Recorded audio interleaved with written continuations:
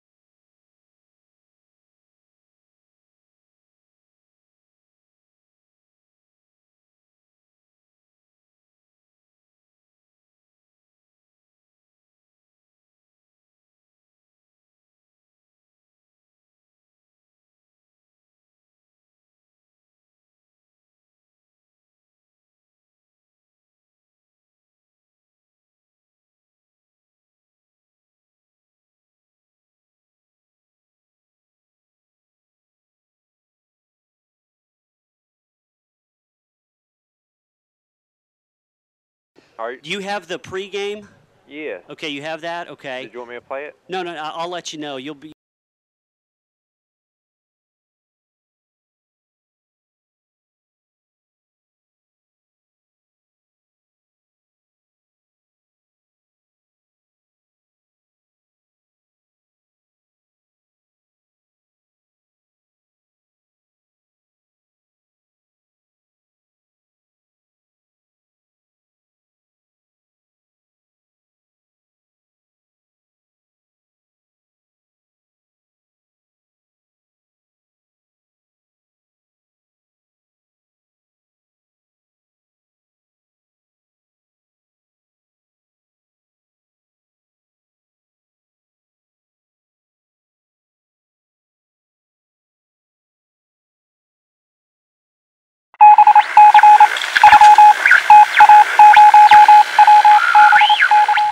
Engines on. 5, 4, 3,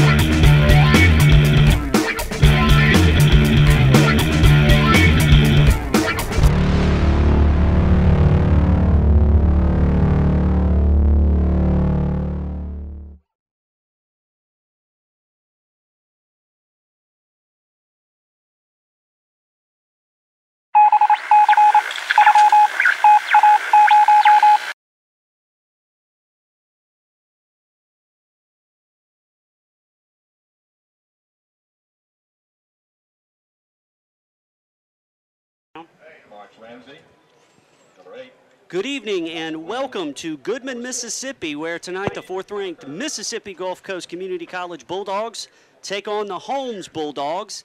And with me, as always, Jimmy Davis. I'm Bill Snyder, Sports Information Director here at Mississippi Gulf Coast Community College. Of course, last week, the Bulldogs won a big game at Coahoma, 64-14 over the Coahoma Tigers. So they're going for 2 in a row tonight. There we are in the cozy booth here at Holmes Community College. With me is Jimmy Davis. And Jimmy, Coach Campbell, Steve Campbell, always says you make your most improvement for the first game to the second game, and we'll see if that applies tonight. Of course, Holmes last week was beating Jones right up until the very end when Jones kicked a last-second field goal to win it 10-8. So this is a team that knows they can compete with teams from the South, their first home game, and this should be an interesting test for the Bulldogs. Yeah, these young guys, he was so excited about how well they played last week. He's still a little nervous that there could be some letdowns. I understand we got a good receiver out here tonight, a good quarterback can throw to him. So, and there's going to be some changes. We're going to see some changes on defense and some a little bit of trickery you're going to see on offense. So what you saw last week may be an entire different ball game plan what Steve Campbell's got. That's true. It was almost like a scrimmage, especially in the second half with the Bulldogs up big as they were winning that game 64-14. As we said, still number 4 in the MGCCC poll. And the captains are getting ready for the coin toss out on the field. But before we do that, we're going to hear from Coach Campbell and his thoughts on taking on Holmes this week. Here is head coach Steve Campbell talking about the Holmes Bulldogs. It's a tremendous challenge. Holmes has an outstanding football team. They played a tremendous Jones team last week and actually, led the game till late in the fourth quarter and gave up a late field goal that sealed the victory for Jones. But, Holmes played great defense the whole game, gave up 1 touchdown through 4 quarters, and offensively very, very explosive, but had some turnovers and penalties that really hurt them. So they're an explosive football team with one of the top wideouts in the state. He's a guy that's been offered by most of the SEC schools, and a lot of speed on offense, a great quarterback, and a lot of great D linemen, and a lot of speed on defense. So it's definitely a challenge. You'd like to make your most improvement between week 1 and week 2 because the best film you get is game film. We film all of our practices and everything like that, and you make a lot of corrections off of practice film. But once you play in game speed, a lot of great film to correct mistakes from. And hopefully we've corrected a lot of the mistakes that we had last week. We offensively we had some missed assignments and some bust here and there, and hopefully we can get those corrected this week. And defensively, we also had a couple of missed assignments that led to Oklahoma's points. But the good things, from last week were we protected the football and we created turnovers. And that's what we need to do this week. Hopefully we can continue to improve on our ball security and defensively on garnering some takeaways. And that's the big thing that we need to continue to get better at. At Mississippi Gulf Coast Community College, it's like this. High school graduates can take classes close to home that transfer easily to universities. The convenience and flexibility of online classes give students of all ages the opportunity to earn a degree. Apply online and chat live with an admissions specialist or visit us on Facebook. Mississippi Gulf Coast Community College, celebrating academic excellence for 100 years. All right, we're back here in Goodman, Mississippi. Gulf Coast versus Holmes. The Bulldogs of Gulf Coast. We're going to be saying Bulldogs a lot because both teams are Bulldogs. Gulf Coast won will receive as Holmes comes on the field. The Bulldogs came on just a minute ago. At 6 o'clock, it was 90 degrees here and not a breath of wind. They had heat advisories all day, so the heat is going to be an issue this week too, Jimmy. Yeah, he knows he's got to play everybody. He talked about it when I talked to him before the ball game. All the coaches, all the assistants know they got to go to the bench and use some people tonight. And it's a good thing they got to play last week. They played every player they dressed out last week. And I talked to head trainer Danny Anderson, and Danny was talking about the fact that they had a lot of cramps last week, and the same thing will probably happen tonight because, we're up here in this cramped booth. There's a little air on the field, but not that much. Like we said, I think the high today was like 95, 96 up here, and they had heat advisories. So it was pretty rough. So we'll see how the rate of attrition plays in the second game of the year. But right now we're going to have our pregame invocation and the national anthem. So listen into that, and then we'll have football between Gulf Coast and Holmes. Mississippi. Let us pray. Dear our most gracious and heavenly Father, I want to thank you for this time of fellowship on this beautiful night. Please bless tonight's game, our opponent, our team, and everyone watching. Thank you for the opportunity to compete and bring out the best in each other. May we play hard and fair. Please keep everyone safe from injury and harm. We pray in the name of the Father, and the Son, and the Holy Spirit. Amen. Now our national anthem.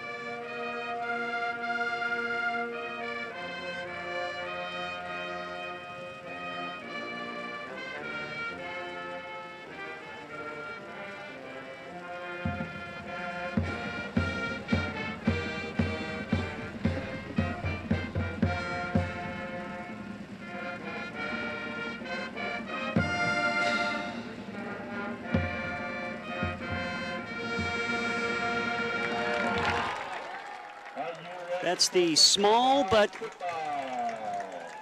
volumeful Holmes Marching Band doing the national anthem. Now, as we said, Gulf Coast will be receiving tonight. They will be going right to left to start the game.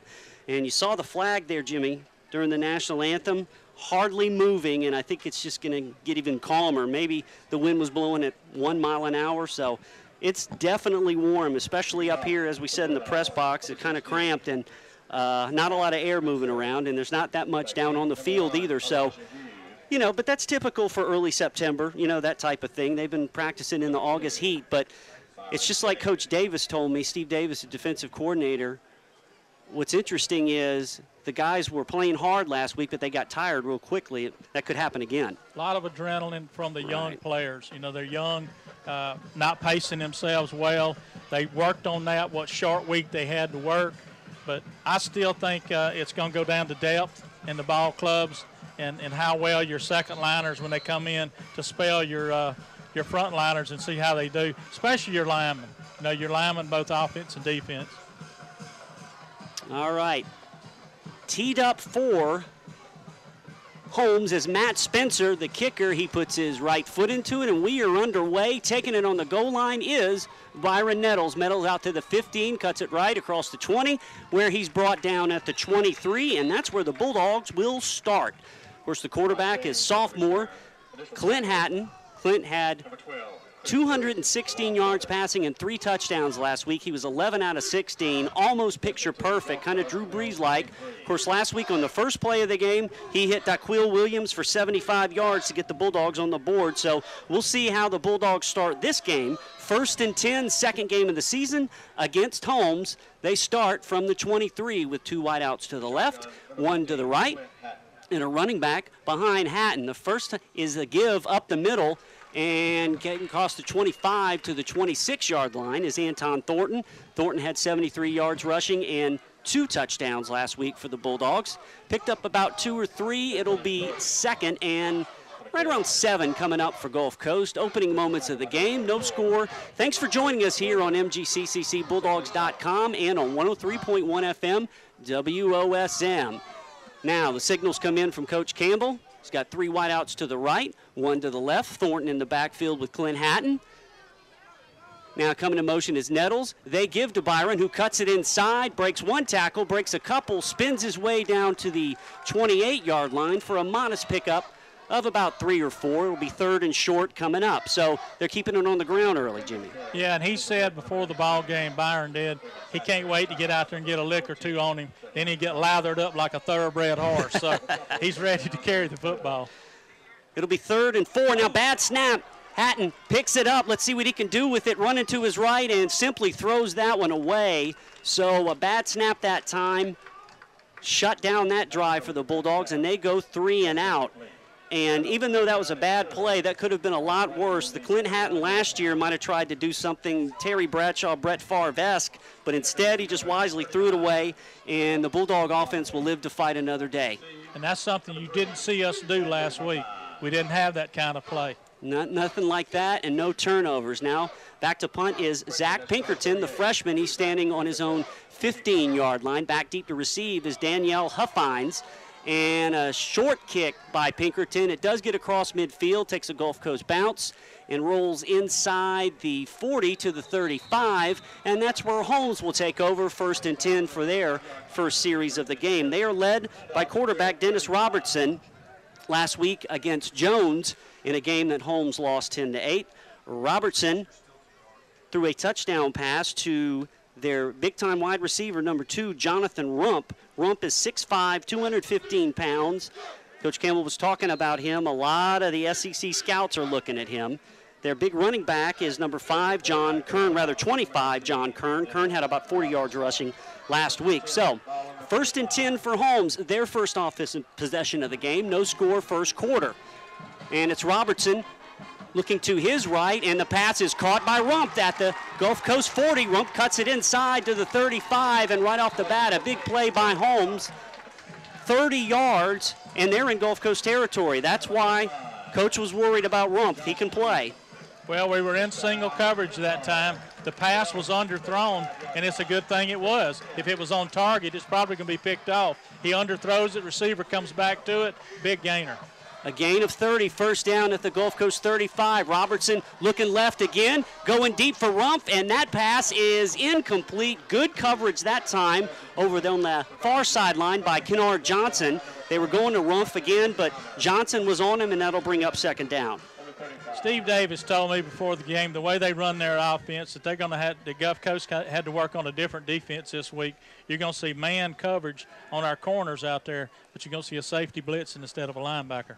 2nd and 10 after the incomplete pass. Robertson looking over the middle. He's got time, looking for his outback, and that pass is dropped. They may have had a touchdown that time. Dropping the pass. I believe that was Kern. Check that. That was Ledrick Patterson, the sophomore wide receiver. He was open, but the pass was just off his fingertips, and it'll be 3rd down for the Holmes Bulldogs. You catch that one, that's a touchdown. Bulldogs showing blitz, and now some movement on the line, and it looked like Xavier Joseph moved for Holmes, and I believe that's going to be a false start penalty. Let's see if he was drawing offsides. It's definitely going against Holmes, so that's a break for Gulf Coast. I tell you, this kid catches that ball at the 10-yard line, he's going to take it in for a touchdown. And in college football, you need to catch those. Yes, you do. Robertson put it right on the money, so now 3rd and 15 after the false start penalty for Holmes. 13:01 to go first quarter. No score. Gulf Coast went 3 and out. Holmes with their first possession. Now up the middle, some pressure. Robinson going deep. He was looking for Ledrick Patterson again, but the pass was overthrown. Had a little bit of pressure up the middle. Bulldogs sent a blitz that time. It came just from what Steve said they were going to have to do, because this quarterback reads off of our linebackers, and we already know that we're in man coverage on our wideouts, so he's having to use safeties to blitz straight up the middle, and that's what happened right there. So after the 30-yard gain, the Bulldogs hold Holmes to 3 and out. As you see on your internet video screen, Holmes kind of has the Oklahoma Sooner look. Now back to punt is Matt Spencer. Spencer on his own 45.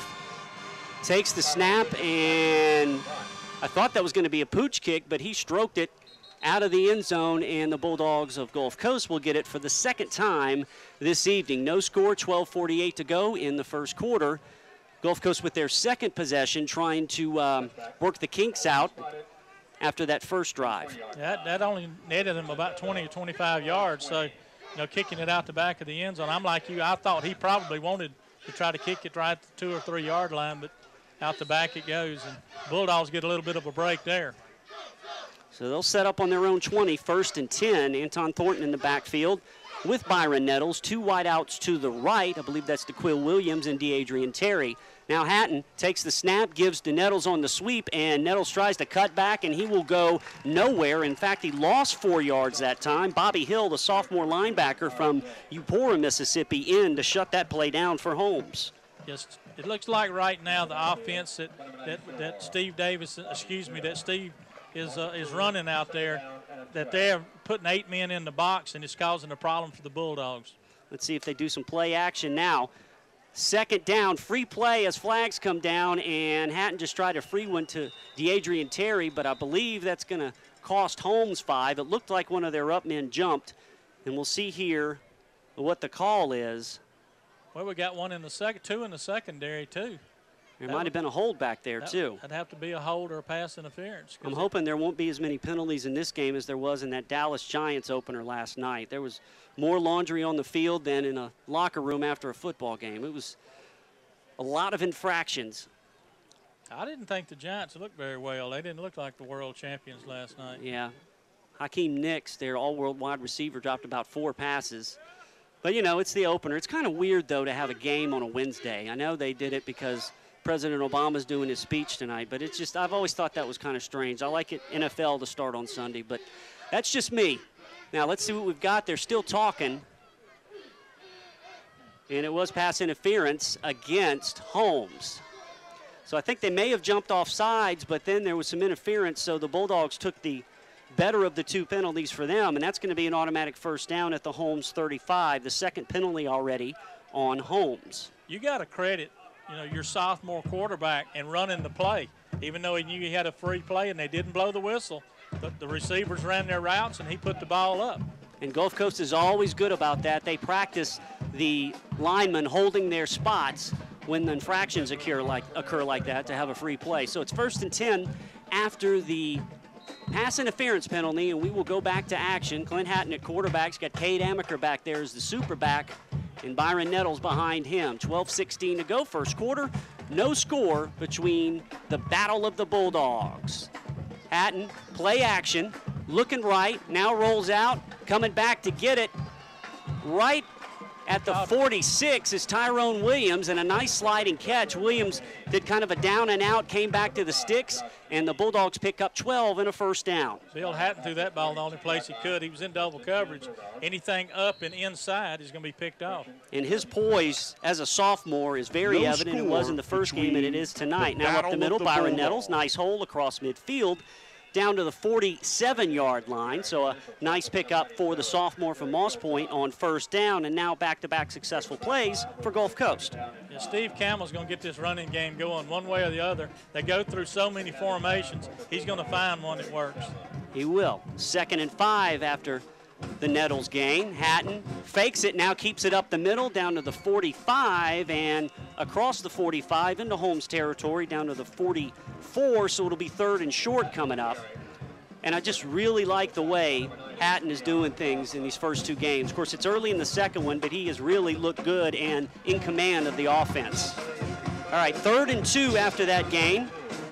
They give up the middle again. Anton Thornton first down and a little bit more as he takes it to the Holmes 40, and back-to-back first downs for Gulf Coast. Just a great dive play over the right side between the center and the right guard.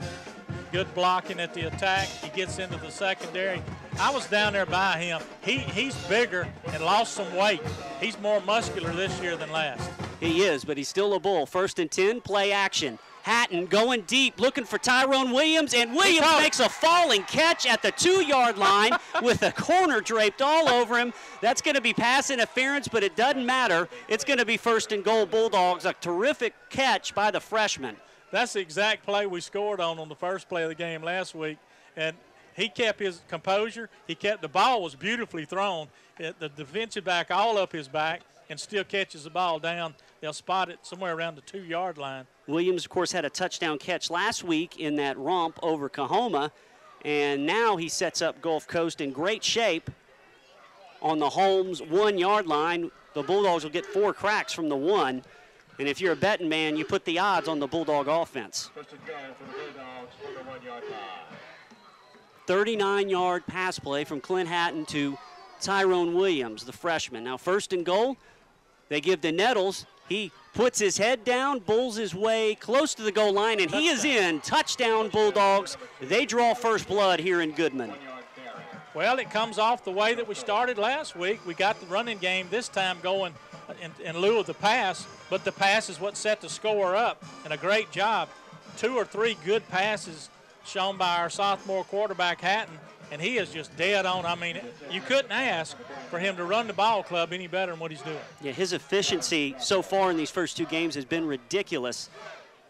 On for the extra point, Stephen Broccoli, snap down, kick is up, and he pops it through. So with 10:38 to go in the first quarter, the Bulldogs of Gulf Coast draw first blood. They lead 7-0. And go ahead, Jimmy. Bill, yeah, sure. I was talking, and by no means do I mean to say anything toward our ball club about what happened in the past. But Steve Davis was talking over there to me before the ball game, and he said, you know, the last time we played up here is the year we won the national championship. That's exactly right. Tremaine Brock, who's now with the 49ers, had a pick 6 in that game. That was kind of a coming out party for Terrence Cody. And it wasn't, they won it like 29-14, but they won it late. And I remember that first game thinking, boy, we got a lot of freshmen, got a long way to go. But at the end of the season, they were co-national champs. So you never know, maybe it's still too early to think about it. Maybe the national state championship goes through Holmes again. Whatever the case, a nice, solid, professional drive by the Bulldogs. The 39-yard pass from Clint Hatton to Tyrone Williams, and the 1-yard plunge by Byron Nettles, and Gulf Coast is up 7-0. I thought it was just a great drive and a good job. We mixed things up a little different on the offense, and we're attacking hard. Fred Franklin and Jamal Bass are back deep to receive this kickoff from Stephen Broccoli, and he does the knuckleballer. And this is going to be Fred Franklin from the 12. Franklin across the 25, across the 30, and he carries Trey Rawford out to about the 34-yard line, and that's where Holmes will take over. They're down 7-0 with 10:31 to go here in the first quarter. And once again, we appreciate you watching our streaming video on MGCCCBulldogs.com. This year we'll have 8 of the 9 regular season games, so if all the plugs work, the internet works, no more Isaac issues, we'll have streaming video the rest of the year on our website. And, of course, you can also listen on 103.1 FM WOSM. So 1st and 10, Holmes from their own 35. They're down 7-0. It is Dennis Robertson at quarterback. And now he thinks about throwing, then takes the run and bowls his way down to the 45. A nice run by Robinson, and I believe that's going to be a Holmes first down. A big kid, too. He brought the ball straight ahead. That was a design run. He had trips to the far side, which moved our hole over there, moved your 3 coverage guys over there to open that gap up. That was a design run to the right side, and they're going to mark him just short. Okay, so it's 2nd and officially 1. And they're going to think about it. They're going to change their mind. Now it's a first down. That's what I thought, yeah. Well, it's on the line, and the stake was on the line, so it's got to be a first down. That's what you would think. Common sense would dictate that. In this case, it did. So it's 1st and 10, Holmes from the 45. Dennis Robertson is a 6'3", 225-pound sophomore from Gulfport. He's in the shotgun. And he takes the snap. He's got time, going deep, and coming back to get it is Jonathan Rump. And Rump goes out of bounds inside the 30 down to the 25, and that was just a comeback route. Now, excuse me, Bill, there's a hat been thrown by the officials. Somebody went out of bounds. And they're talking about it right now. But what a push-off over there. Did you see him push the defender off? When you're good, you get away with that. But instead, it's a first down for Holmes inside the 30. In fact, the ball spotted on the Gulf Coast 26-yard line, so that's already 2 big plays by Jonathan Rump. 6'5", 215 from Case, South Carolina. He's one-on-one to the right with Josh Keys. Dennis Robertson has looked good so far. Now some pressure, steps up, going deep for Rump, and that pass is incomplete. However, a flag comes in, and I'm wondering if they're going to call Josh Keys for interference. Somebody got cut off down there, and usually that's on the defense, but we'll see about that. as the referees discuss this. 9:36 to go. Gulf Coast leading 7-0. But Holmes trying to answer here on their home field. What would I do for a steel chainsaw right now? That play, I couldn't see it. It didn't matter what happened. I wouldn't be able to see it. I was hanging out of the window here trying to see what happened. Well, they're discussing it a long time. These guys apparently like to talk, so discussing current events, the Democratic National Convention perhaps, global warming, the remnants of Isaac, who knows. But we'll have a call here eventually, I guess. You know that crazy storm? Here we go. Is I back know. out in the Gulf again. It's insane. What took them so long to talk about that? I have no idea why it takes that long to call a pass interference call. And I mean, you know, I guess it was pretty obvious, but maybe not. 1st and 10 after the interference. The ball on the Gulf Coast 12. Holmes trying to answer here early in the first quarter. Robertson takes the snap, gives up the middle, and getting about a 2 or 3 yard gain is Richard Hampton, 5'10" running back from Olive Branch. He picked up about 2 or 3, so it'll be 2nd down coming up. Travis Taylor on the stop that time came in. Now, they were hoping a lot out of Travis's speed tonight to get in and put pressure on that quarterback. So far, he's been double-teamed, and he just hadn't quite gotten to him. John Kern is their main running back, but right now Richard Hampton is in there. On 2nd down and 8, the ball on the Gulf Coast 10. Robertson throwing over the middle. The slant pass is caught at the 5, but gobbled up right there is Ledrick Patterson. He got about a 3 or 4 yard hitch pattern before the Bulldogs converged on him. So a 3rd down coming up. 3rd and about 4 for Holmes as they take it inside the 10, right about at the 5. And this is where we need the telescopic lens because we are a long way. 3rd and 3 officially. Bulldogs showing blitz. Robertson fakes, that gives the draw, and breaking it up. Hampton ran it, broke a tackle, but then that's as far as he'd go, and that brings up a 4th down. A good job recognizing that play. One tackler missed him, but then the second wave was able to bring up Hampton, and it's 4th down and decision time for Holmes. Let's see what the head coach, Jeff Kuntz, does here. Good read that time by Conway. Came in and made that, clean that stop up. They're going to go for it. I would have thought this early in the game they would try to get the points, but they're going for it. 4th and about 4. 4th and 4 from the 6. Robertson back to pass. Bulldogs show pressure. He gets it away, and the pass is intercepted in the end zone. It's picked off by Derek Moncrief, and another turnover generated by the Gulf Coast defense. That builds pride in a young team right there. That builds pride. They are running a sophisticated pass offense. Yeah. And the way that they're using their wide receivers and their running back has caused some confusion to our young players, but they responded well when they were inside the red zone. Nice job by Moncrief. Remember last week the Bulldog defense generated 6 turnovers against Coahoma, and they've already got one right here. 7:38 to go.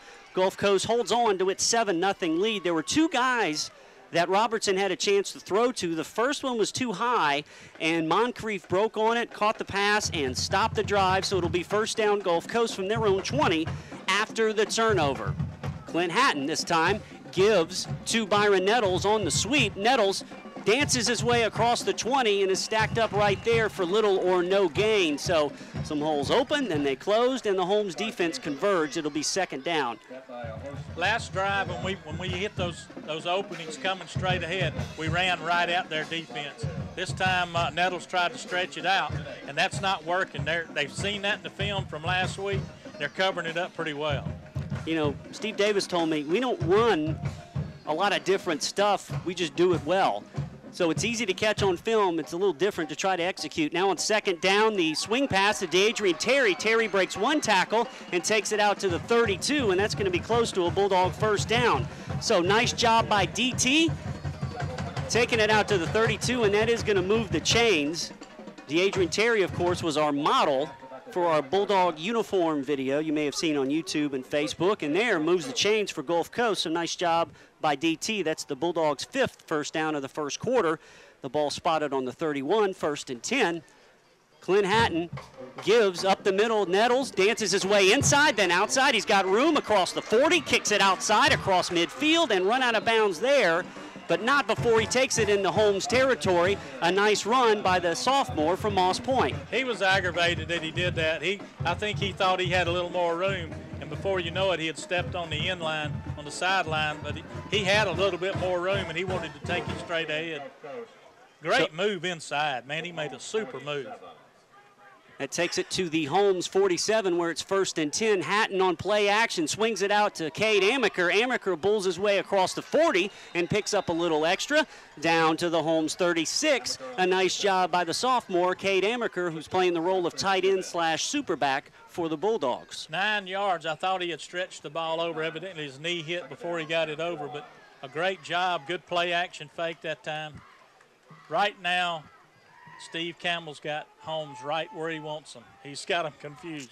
The Bulldog offense executing 2nd and 1. They fake to Thornton. Hatton dances his way through the line down to the 32, and a late flag comes in. I believe there was a fumble. There might have been. I saw a flag come in, I thought. But let's see. Well, I know there's a fumble. Now, there may be a flag, but I don't know if that was a beanbag marking the ball. Yeah, we saw something coming in there. Holmes players saying they have it. There's a big pile. I don't know how they know who's got it.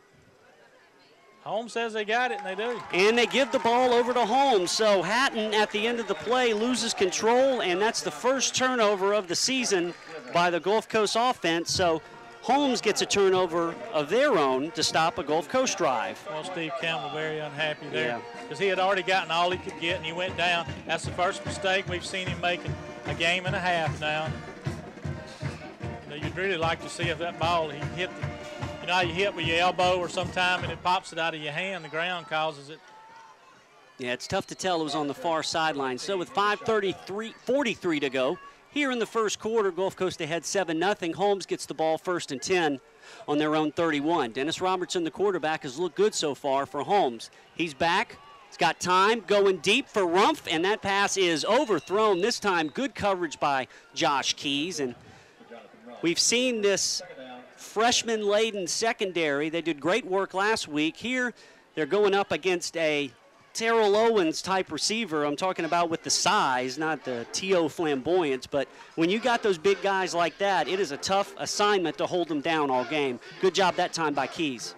There's no doubt who they're going to throw the ball to, but there's no doubt this kid will play in the SEC somewhere. 2nd and 10 after the incomplete pass. Now Robertson this time under center. A rarity these days in junior college football. Very seldom do you see a quarterback under center. Now Robertson on the straight handoff that time to Kern, and Kern takes it out to about the 33-yard line. He may have picked up a yard, so it's going to be 3rd and long. Good job of clogging the interior by Gulf Coast. Looks like Cavellis Luckett in there along with Cortez Hartzog and David Howell. Usually when you see them go under center in college ball and pro ball now, it's a dive play or it's a slant. It's going to be something real quick or it's going to be a handoff to the back. 3rd and 7 from the 34. They're all spread out again. 3 wideouts to the right. Robertson under pressure. They're trying to set up the screen, and the pass is dropped by Kern. And it's a good thing because he had Bulldogs shooting at him all over the place. So 4th down coming up for Holmes. And as we said last week, you can tell here, too, this Bulldog defense is pretty quick. Well, it's 4th down, and the offense is still on the field. Now, it looks like over here on the Holmes bench, the special teamers are getting ready. You would think anyway, this would be a huge gamble by Jeff Kuntz. And then the special teamers come in. Supposing why he waited so late. I don't know. I don't even want to speculate on that. But there's only 8 seconds on the play clock, down to 5, and they're not even close to being set up yet. Maybe they wanted to take the 5 yards because the punter has such a good leg. Whatever the case, that's going to be a delay of game, and that'll push them back 5. I mean, were they thinking about going for it? I can't imagine when the ball is down, it's spotted at the 32, well, the 30-yard line on their end of the field, and it's 4th down and you got 12 to go. Why in the world didn't you send them on out there? All right, so they move him back 5. And the punter, Spencer, is at the 14. High snap, but he brings it in, drops the ball. He's in trouble. He gets it away, but it's a knuckleball, and it rolls across midfield. And I got to tell you, actually, Spencer got lucky. That wasn't a total disaster. The Bulldogs had a return on and didn't have but 2 guys rushing the punter. If they were rushing that punt that time, we'd have got the football back at around the 20-yard line. Whatever the case, it worked out well as the ball is spotted at the 47. So excellent field position for Gulf Coast as they lead 7-0, 4:13 to go here in the first quarter from Goodman, Mississippi. Gulf Coast 1-0 on the year. Holmes 0-1. And we'll see the Bulldog offense again. They've looked good so far. Last time with the ball, Clint Hatton ran for a first down and turned it over. Let's see what they can do here. Hatton takes the snap, gives to Thornton. Thornton to DeAdrian Terry, back to Hatton. Wide open is Tyrone Williams. He will make the catch and stroll into the end zone. Touchdown, Bulldogs, a 53-yard trickeration special. That was beautiful. I actually thought Hatton was going to come around and throw a block on the reverse, and then when you saw the receiver break and go, you knew then what was up, that it was going to be a pitch back and he was going to throw it. But did I tell you, they said things were going to be a little tricky in this ball game. Well, I saw him do that several times in practice right before Hurricane Isaac, and they run that one a lot. If there's a team that practices that more than anybody, it would be Gulf Coast, and they ran it to perfection that time. The freshman Tyrone Williams, his second touchdown catch of the season. Stephen Broccoli on for the extra point. It is up, and it is good. So with 3:30 to go, first quarter, Gulf Coast now leads it 14-0 over Holmes. Well, this is kind of getting to where Steve Campbell wanted it. We kind of started in a different mode in this ball game. And remember, both teams played on Saturday. They had a Sunday night workout, Gulf Coast did. They had pads on Monday and Tuesday, a walkthrough yesterday, and then you're playing football. So it wasn't much time. Both teams had the same amount of time. I think the only 2 teams that didn't play at all last week was Northwest and Southwest. Mm-hmm. And that was interesting. We tried to talk a little bit about it last week. They were supposed to play. Of course, Isaac pushed it to Saturday, but then Southwest canceled the game altogether, which was kind of strange. Northwest even tried to get it to where Southwest would come up there. They were going to pay for it, I believe, or they had made every intention of playing. Northwest did. Southwest didn't want to, so now both teams are going to play 8-game schedules, and we'll see how that pans out. Will they try to make it up at the end of the year if one of the teams is in the playoffs? Who knows, but Isaac really did a number on that game. That was real strange. It was. That didn't make a lot of sense. All right, so with the score 14-0, Broccoli with the kickoff. Driving back to the goal line is Fred Franklin. He bobbles it, picks it up across the 15 to about the 19-yard line. Good special teams work that time by the Bulldogs. So now, after a nice play by Xavier Bingham, was the gunner that time. Holmes will start 1st and 10 on their 20, down 14-0. Bingham was running wide open. Yeah. I knew he was going to decleat him. Yeah, that's one thing. I'll tell you about it in a minute what Steve Moore told me about these freshmen. 1st and 10 from the 20 for Holmes. Dennis Robertson, the quarterback. He's got time, looks left. The pass is caught out in the flat, but going nowhere that time is wide receiver Ledrick Patterson. Good penetration that time. Travis Taylor came from his defensive end spot to make a play. Kenner Johnson was out there as well as Xavier Bingham. It's 2nd down. They gave him a pickup of 1 on that play. That was quite lenient. I didn't think he got back to the line. 2:55 to go. First quarter, Gulf Coast leading 14-0. 3 wideouts to the right for Holmes, 1 to the left. Now back to pass Robertson. The swing pass is caught then dropped by Jamal Bass, and I think he heard footsteps that time. He was thinking about running or trying to hold on. Nigel Green was zeroing in on him, as well as Warren Conway was over there. So it'll be 3rd down just like that. If his head turned and looked at Green just as the ball was getting to him, nothing wrong with the pass. He should have caught it, but he was going to get plowed by Green. So it's incomplete, 3rd down and 9 at the 21. See if the Bulldogs show blitz here. Over here on the right, Shaquan Holmes, wide receiver. Josh Keys playing way off of him. Robertson, though, looking left and throws it out in the flat to Jamal Bass, but Bass can go nowhere. Great penetration that time by the Bulldogs over on the right side of the field. Once again, making the play is Xavier Bingham, so he's come up big on special teams and made a couple of nice plays here for Gulf Coast. They read that play perfectly. There was no chance unless Bass broke about 5 tackles he was going to get any positive yardage. Well, Steve Davis said last week they threw 36 times, but most of the passes were short passes, short routes, crossing routes, trying to use their wide receivers to set screens and things like that. We've seen some long passes already. Matt Spencer, the kicker punter, standing on his own 10. He's already been busy. Remember, he bobbled the last snap. This one brings in a lot of pressure, but he gets the punt away, and it's a good one. Wow. And it goes all the way inside the 30 and taken there by Tyrone Williams, who brings it out to the 26-yard line. So Spencer had 3 guys in his face, yet he got a nice kick away to get his team out of a jam. 56 yards. Yeah. Wow. Good job by Spencer that time. 2:04 to go, first quarter, Gulf Coast leading 14-0. As we said earlier, last time we were here in Goodman was way back in 2007. The Bulldogs won that game, and that was the first game of the season en route to a national championship. A lot of water under the bridge since then, Jimmy. A lot of water. A lot of tough games between us and East Mississippi.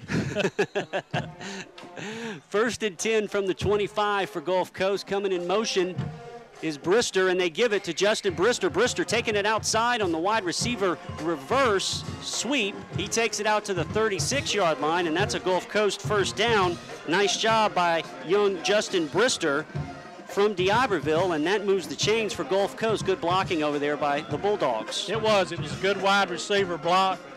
Tackle came out, kicked his man out, gave him a hole to go through to get the first down. Picked up 11 that time. It's first and 10, Gulf Coast. The give up the middle, I believe that's Anton Thornton, taking it out to the 39-yard line. Boy, he runs with a lot of heart. I'm telling you, he's just a man. He did. I couldn't believe last year he had a little extra weight on him, and not, like I said, now he's a man now, but he's got a lot of bulk to him, a lot of muscle. And he's still pretty quick. 2nd and 6 from the 40. 1:19 to go. Gulf Coast leading 14-0. 2 wideouts to the left, 1 to the right. Clint Hatton.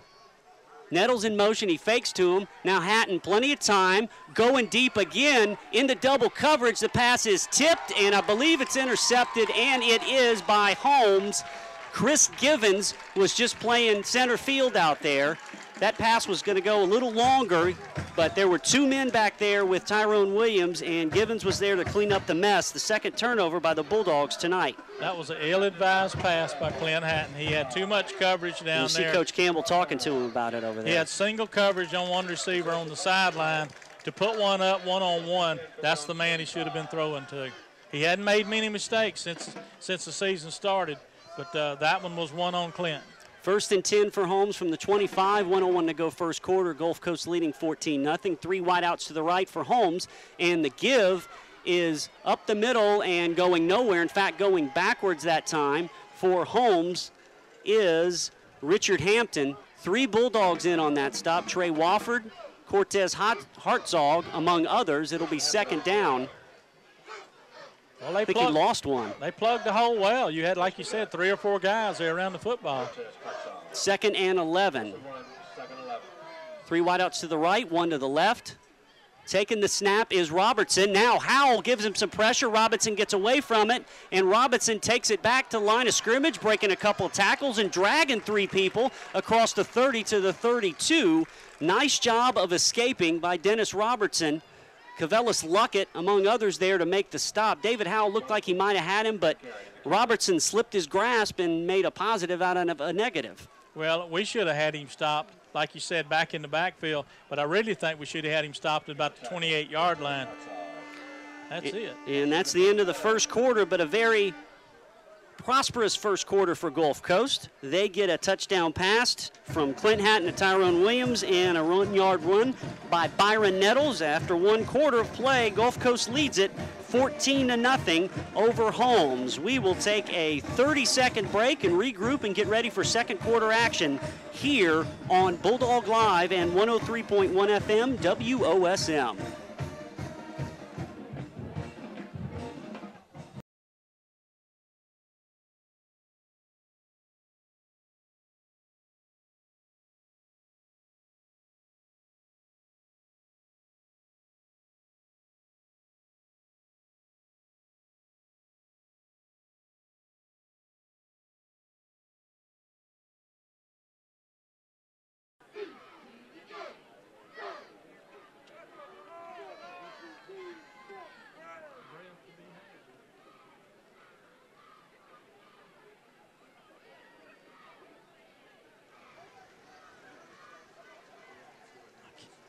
And welcome back to a very muggy Goodman, Mississippi. Bill Snyder and Jimmy Davis with you. We'll go down in the field and Jeff Shepard here in a few minutes. We're about to start second quarter action with Gulf Coast leading Holmes 14-0.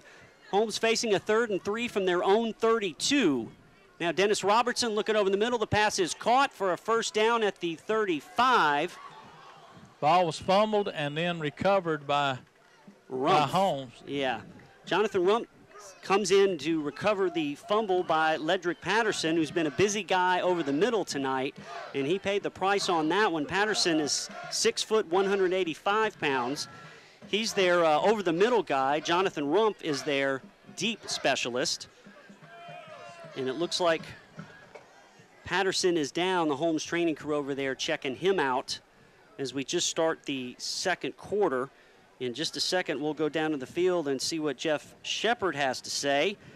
He once again on our crew this year, and of course you've heard him on WOSM as well, doing the Ocean Springs Greyhound games. As Patterson's still down on the field. He got twisted kind of weird. Yeah. Whenever he got hit and spun, then 2 more players hit him, and that's when the ball came out. So you never can tell on a situation like this. You hope Looks like he's getting up, and hopefully he'll be okay. Never like to see anybody get hurt. Speaking of OS, I don't think they play tomorrow night. Yeah. I think they're against Idle, and we'll go down to the field quickly to Jeff Shepard. Shep, other than the turnovers, the Bulldogs looking pretty good. Other than the turnovers, looking pretty good.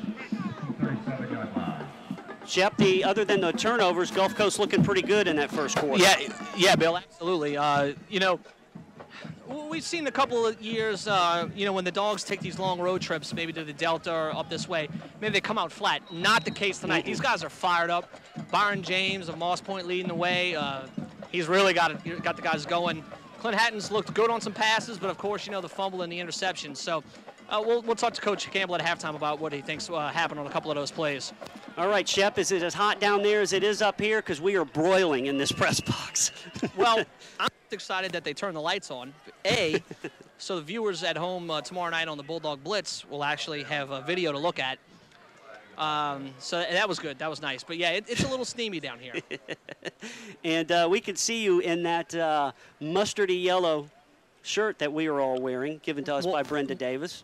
One of the officials actually asked me if the lights didn't come on to go stand out at midfield. That way I could light the entire stadium, and they could still play. Well, we'll tell Miss Davis about that, and I'm sure she'll have some choice words, as she will anyway, for the Zebras. All right, we'll talk to you at halftime. Stay cool down there, although I think it's cooler down there than it is up here. I mean, we are in a sweatshop up here. Yeah, and one other thing, Bill, I want to say, defensively for the Dogs, as Dennis Robertson back to pass again for Holmes with an incompletion.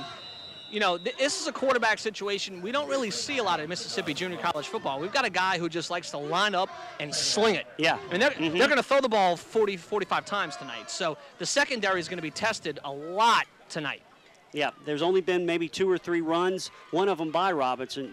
Yeah. So, yeah, I think you're right. They're gonna sling it around, sort of like Oklahoma. They look like Oklahoma. And they look like, yes, they do. They look like Oklahoma in their uniforms. All right, we'll see you in a few minutes, Shep. Okay. All right, that's Jeff Shepard down on the sideline. At 2nd and 20, there was a holding penalty in between while we were talking to Shep. Now on the draw play, that's Hampton breaking a few tackles, taking it out to the 38-yard line, and making up some of those yards was Hampton on that run up the middle. Richard Hampton does a nice job, but it'll still be 3rd down They've got it inside the 10 yards for the first. It'll be about 3rd and 8.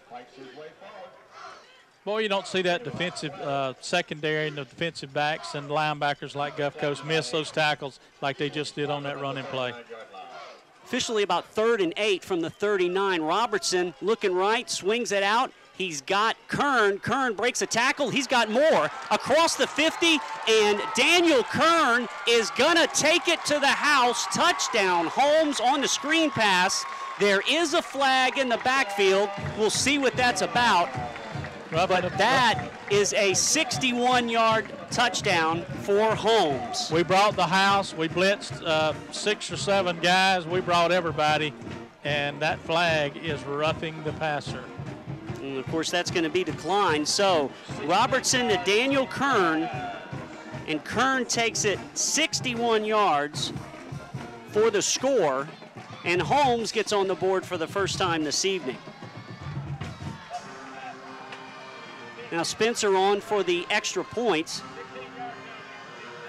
as actually the penalty is assessed on the kickoff, so that penalty is accepted. So worst case scenario all around for Gulf Coast that time, as Spencer's on for the extra point. Snap is down, it's bobbled, fire drill, the ball is down, picked up by Gulf Coast, and that is a live ball, and if they take it back, that's 2 points, but they don't. A nice job there by the Bulldogs that time. I believe that was Dawson Wells. Dawson took it out, and if he'd have scored, I believe you get 2 points on that. They did not blow that dead, so it's 14-6 after the botched extra point here in the second quarter with 13:36 to go. But as we were saying, worst case scenario for Gulf Coast, they get burned on the screen pass, and then the roughing the passer. You got to figure their field position isn't going to be the best. No, unless this kid kicks it off in the end zone, the best we're going to do is the 20-yard line. But that time we just didn't quite have the fastest guy running the football because one of theirs ran him down. But that does give you 2 points. When you block a kick and run it back, or they fumble the ball or whatever the case, and you do advance it back to your end zone, it's just like a safety. You do get 2 points. And you don't see it happen very much. So Holmes answers early in the second quarter with a 61-yard touchdown pass. They set that screen up perfect, a 3rd down. A lot of times you see screens. Gulf Coast came on a blitz, and Kern turned on the burners. Well, I'm not sure Steve Davis knew something. He had them all coming from the left side, the weak offensive side, and the play was already pre-designed to go to the right side. It's just one of those things. You know how it is when you blitz. You know, when you're sending them all from one direction, you're rolling the dice that the play is designed that way. If it was thrown this way, it would have been a train wreck. So they had the right play called, and we just didn't have the right defensive call. Actually, on that touchdown, that was Fred Franklin. Daniel Kern is 25. Fred Franklin ran it, but whoever it was, it didn't matter. They took it 61 yards, and it's 14-6. Gulf Coast leading Holmes. Spencer kicks it from midfield after the penalty, and it goes out of the end zone and back on the track. So Gulf Coast will start on the 25 on the touchback, which really is very beneficial because they've moved it up 5 yards this year. The touchbacks are on the 25 instead of the 20. So really, they almost maybe should have squibbed it.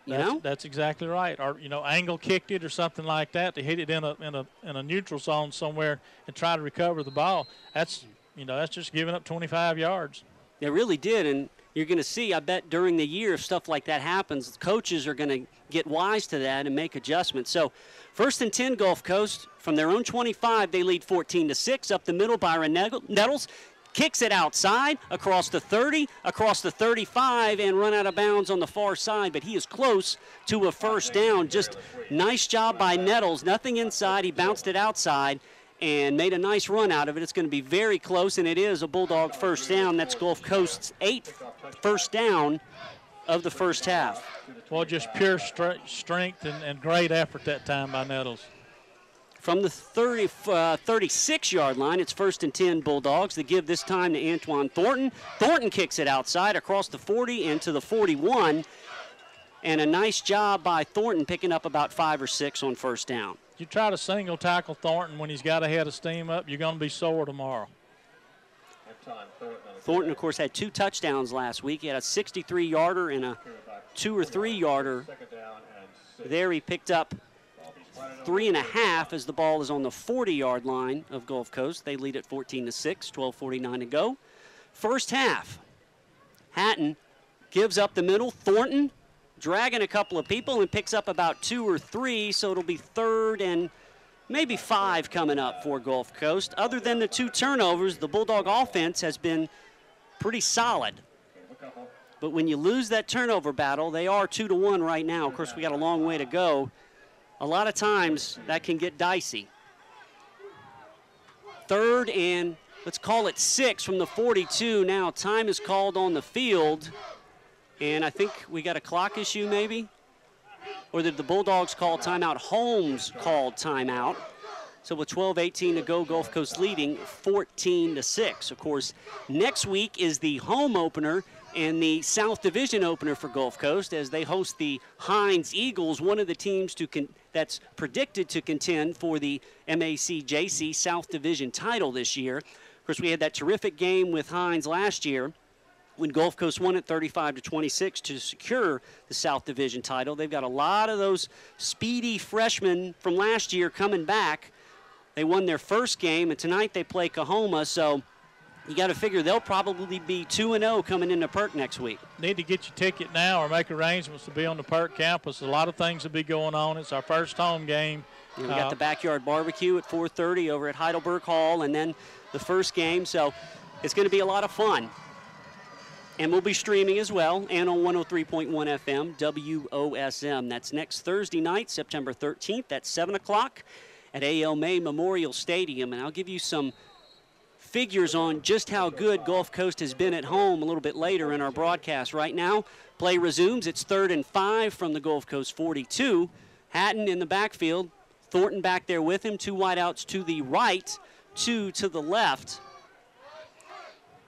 Hatton calls the signals, takes the snap, looks left on the comeback route. It's DeAdrian Terry. He ran to the sticks and is run out of bounds, and that's a Bulldog first down. Nice job by the sophomore, just doing a down and out to move the chains. Boy, a great pass that time. Everything worked just right.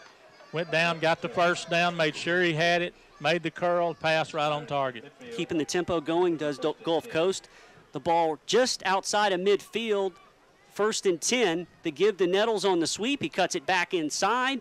Picks up about 4 or 5 before he's wrestled down by Holmes at the 46-yard line. So a pickup of about 4.5 for Byron Nettles. And he's out. He just bops right off the ground. He's back in the backfield already, trying to get his team to hurry up. Everybody wants this ball to be moving down the field, and they're ready to go. Coach Campbell liking to keep the tempo up. It's 2nd and 6 for the Bulldogs. Hatton gives Nettles, pushes a blocker out of his way, runs over a couple of people down to about the 40-yard line. Let's see where they spot it, but he is very close to another Gulf Coast first down. I tell you, that kid is tough. He is really something. Out he goes, and then he come in with the freight train. So it just amazes me. Bringing in Marlon Pope for some extra beef on the line. It's 3rd, and they're calling it 1, but it's more like about 17 inches. Just outside the 40 as Hatton takes the snap, gives to Thornton. Thornton cannot break the tackle. Good penetration that time by the Holmes defense. Coming in to make the stop is Eric Hilton, a freshman defensive lineman, and I think Thornton may have lost a yard that time. It'll be 4th and maybe 1.5 yards, maybe 2. They just shot the gap, Jimmy. Steve's going to call. Is he going to call timeout? No, he's leaving the offense out on the field. He's got his special teams. He got them together over there around him. Here comes the jumbo package. Yeah, here comes the big boys. So here we go with jumbo. It worked last week. Let's see if it does again on 4th and 1.5 yards. Big play here with 10:18 to go in the second quarter. Looked like somebody jumped, and I believe they did. A flag comes in, and they may not have to run a play. This could be an automatic first down for the Bulldogs. I didn't see a Gulf Coast Bulldog move, but I did see a Holmes Bulldog jump in the lane. 10:14 to go first half. Gulf Coast leading 14-6. And let's see what the call is. It is offsides on Holmes. That's an automatic first down for the Bulldogs. That's the thing. If you run jumbo, you got 2 Mack trucks coming at you. If you don't run it, there's always a chance you jump offside. So the 10th first down for Gulf Coast here in the first half. The ball spotted on the Holmes 37, 1st and 10. Now, they give the inside draw to Thornton, big hole, and then it closes, but Thornton still pushes his way across the 40 down to, the 35, down to about the 32-yard line. So a pickup of 3 or 4 for Anton Thornton. You see he ran into one defender and just bounced off and carried a couple more. You got to figure how much exhaustion this is taking out of this defense, because we're running the ball like a steam engine. Then they're putting new players in there, the play clock has 20 seconds on it. We're ready to run a play. 2nd and 7 after the 3-yard gain. Gulf Coast leading 14-6. Hatton brings his team to the line now and gets the play in from Coach Campbell, who got it in from Chad Huff, who was right above us on the roof here in the press box. Behind Hatton is Byron Nettles. Hatton, play action, throws it out in the flat, and it is dropped over on the far sideline by Cade Amaker. Hatton under a little bit of pressure, so he had to throw it a little bit early. Amaker couldn't get it. It'll be 3rd and 7 coming up. Bill, when we get a minute, I want to talk about one of our Gulf Coast employees who's battling cancer, and he's got a kid playing on this ball club, and he's watching it tonight. He generally tries to make all the games, but he's in preparation of treatment, so we're going to talk about him here in a little bit. 3rd and 7 now for the Bulldogs. The ball on the Holmes 33. On the sweep is Justin Brister. He breaks 1 tackle but can't get outside. He's pushed out of bounds after a gain of about 2. Good pursuit that time by Eric Worthen of Holmes. And I got a 4th down coming up with 9:05 to go. And the Bulldogs of Gulf Coast leading 14-6. Let's see what Coach Campbell wants to do. There's no wind to speak of out here, so he might be toying with the idea of sending Stephen Broccoli in for a long field goal, or they may go for it. This is kind of the no man's land. Now the I think they're going to go for it. I thought that was the special teams coming in, but that's Anton Thornton coming in, along with some big guys, including Nick Proby. I have no idea what they've got players in there that they don't normally have on offense. And I believe the Bulldogs call a timeout, and they do, to talk this one over. We'll take one with them with 8:31 to go here in the first half. 4th down coming up for the Bulldogs of Gulf Coast. They lead at 14-6 here on Bulldog Live and 103.1 FM WOSM.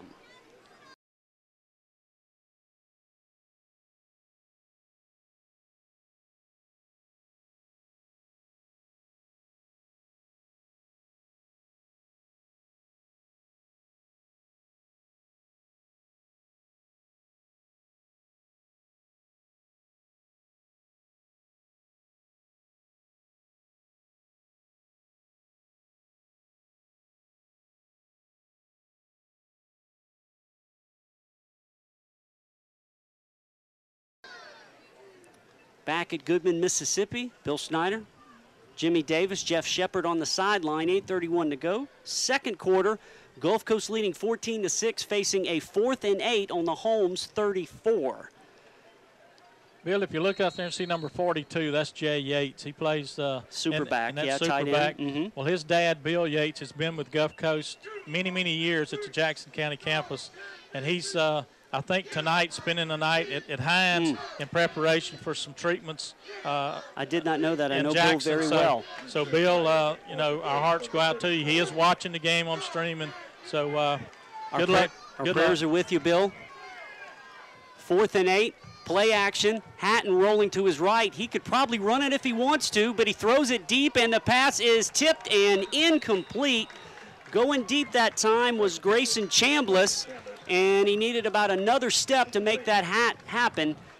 And Gulf Coast turns it over on downs. Yeah, I know Bill very well, and we wish him the best, and he will be in our prayers. Chambliss that time had a shot at it, but it was just a little bit over his head, and that's one of those no man's land deals where Hatton probably could have run it and gotten close, but then he saw Chambliss had a step on the corner, so he took a shot. Whatever the case, Holmes takes over on their own 34, with Gulf Coast leading 14-6, 8:22 to go first half. So far this season, we hadn't had many drives stall like that one did right there.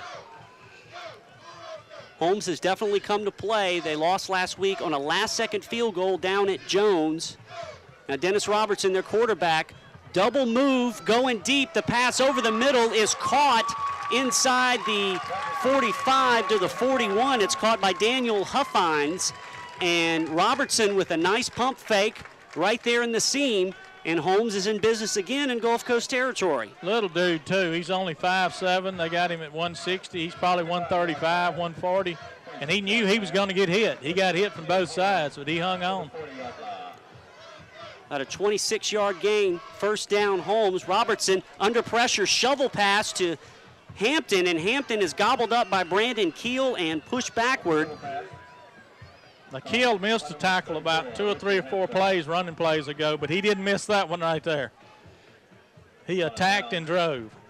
And that time, Robertson was under a little bit of heat, did the shovel pass. It was set up well, but Keel closed quickly and stopped Hampton for no gain at second down. 3 wideouts to the left for Holmes. Hampton in the backfield with Robertson, and they give to Hampton up the middle, and he is met and crushed at the 43 by Travis Taylor. The sophomore was waiting for that one, and it's going to be 3rd and long for Holmes. A nice play by Travis. He saw a lot of 20, didn't he? Travis Taylor filled the hole, and backwards he went. Man alive, what a hit. It's going to be a loss of about 3, so it'll be 3rd and 13. 7:09 clock running, second quarter. Gulf Coast leading 14-6. Robertson has been pretty solid tonight. Takes the snap, looks over the middle, now scrambles, now runs it himself across the 40 and crushed right at the 35. Coming up to slow him down that time for Gulf Coast is 44, Whitney Richardson. So it'll be 4th and right around 5. Looked like Robertson was going to possibly pick up the first down, but Richardson, another freshman, walked him down, and it'll be 4th and 5 from the Bulldog 35. Now it's decision time for Holmes. There's no question he's probably going to go for it, but it's a wonder that ball didn't come flying out. He was really popped. 6:22 to go. What's the play clock at 9? Play clock down to 9 and counting. They're not even they're going to call timeout. They're either going to call timeout or run a quick play. It looks like, yeah, they're going to call timeout and talk about this. So with 6:13 to go here in the first half, Gulf Coast leading 14-6, but getting a very game effort from the Holmes Bulldogs. And this team, I think they were 2-7 last year, but they lost a lot of close games. They could have had a much better record. And as we said, last week they played Jones down to the wire, lost on a last-second field goal. And as you can see tonight, these guys are pretty solid. Yeah, they are. They're real gamey. They've definitely got the deep threat. If you don't have some speed in the secondary, you're going to get burnt by this wide receiver they got. This kid will play more football after his time here at Holmes, and he'll probably play in the SEC. He is an excellent wide receiver. He's a big kid. He's just what those. He's from South Carolina. I'm sure right now that you're looking at the old ball coach up there right now, just chomping at the bits, wanting to get to talk to him. After the timeout, Holmes coming back on the field. You saw on camera there Steve Davis, the defensive coordinator, talking to his crew as we get ready for this change of possession down, possibly. 4th and 5 from the 35, 6:13 to go. Gulf Coast leading 14-6 here on Bulldog Live and 103.1 FM WOSM. Robertson with Franklin in the backfield. Now Robinson going deep, and that pass is caught, but that will not count because Rumpf was out of bounds, or are they going to say he was pushed out of bounds? Well, one's got him, but it's going to be the same call we saw a while ago. He went out of bounds. He put 1 foot back in.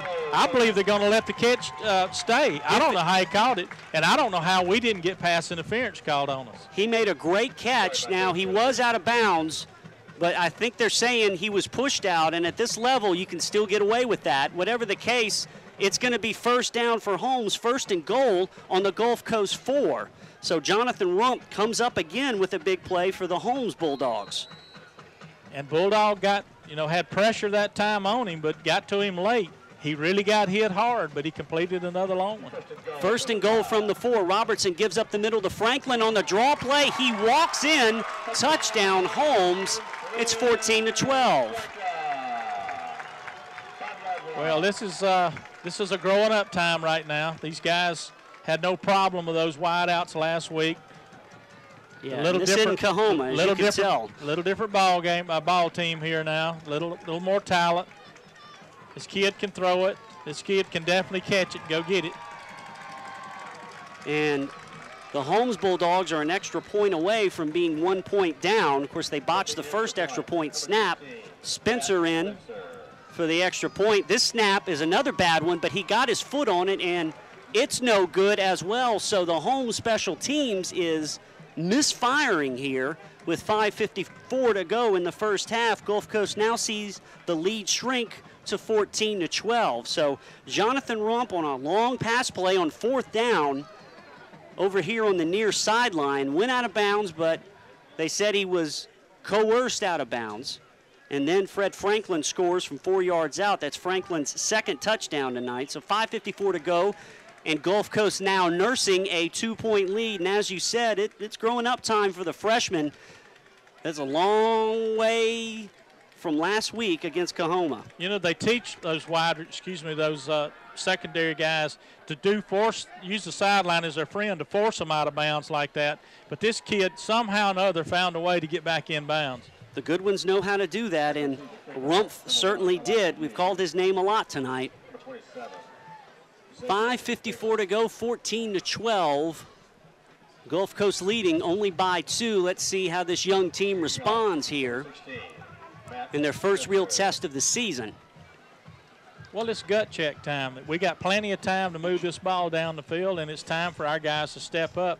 We've ran a lot of plays. I know we've worn and tore the defensive line and the linebackers for Holmes because we've attacked them and attacked them and attacked them. So it's right now time for Gulf Coast to turn it loose and go after them. They got them tired. Matt Spencer will kick it away from the 35-yard line. Back deep, Xavier Bingham, along with Eli Hughes, and it's Bingham at the 5. Bingham out to the 20, the 25. He's got some room across the 30 and out to the 34. So a nice job by the freshman, Xavier Bingham. He's come up big so far on special teams tonight. The 5'10", 180-pound freshman from Terry, Mississippi, sets his team up in pretty good field position. Well, they got plenty of time. They're going to start it at the 35, and we just need to use a good Bulldog sustained drive and let Clint Hatton do the things that he does well.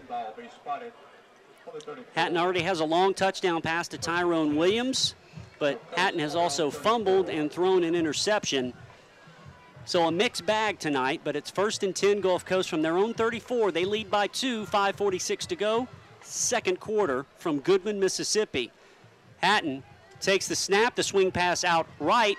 It's Tyrone Williams who breaks one tackle, breaks another, and is run out of bounds near the first down marker at the 44-yard line. DeAdrian Terry missed a block over there, but Williams was able to move through that, pick up 9.5. It'll be second down and about a half yard for the Bulldogs. 5:23 to go, first half. Hatton takes the snap, gives up the middle. Byron Nettles, no problem as he picks up the first down just across the 45 to the 46. That's the 11th first down for Gulf Coast here in the first half. So they've had no problem moving the ball. There's just been a few miscues here and there to slow down the Express. Yeah, when we got stopped down here at about the 30-yard line, that's something that hadn't happened to us all year yet. 1st and 10 from the 46. Hatton takes the snap, looking out to the far sideline, caught by Grayson Chambliss on the wide receiver screen. Chambliss across midfield to the 49, and a solid gain on first down as we go inside 5 minutes in the first half. Gulf Coast leading 14-12 over Holmes. They quickly set the ball up on the Holmes 49. A pickup of 5 officially, 2nd and 5. 2 wideouts to the right, 2 to the left. The inside draw to Antoine Thornton. Thornton across the 45, across the 40, and down to the 41-yard line before he's pushed back, but that's another Bulldog first down. So the Bulldog O-line, they're doing their job tonight. I was going to say, look where that offensive line was, right in the pile with him, shoving him right on down the field. That's one place where the Bulldogs do have a lot of sophomore experience. The ball is set up on the 41 of Holmes, 4:25 to go.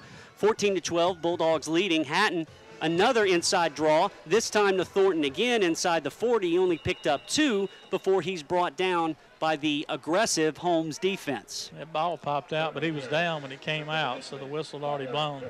Anton will get a break. Coming in is JoJo Snell, who had a big touchdown run last week for Gulf Coast in the win over Coahoma. Marlon Pope coming in as well to play tight end. DeAdrian Terry and Tyrone Williams out to the right on 2nd and 7, 3:53 to go, first half.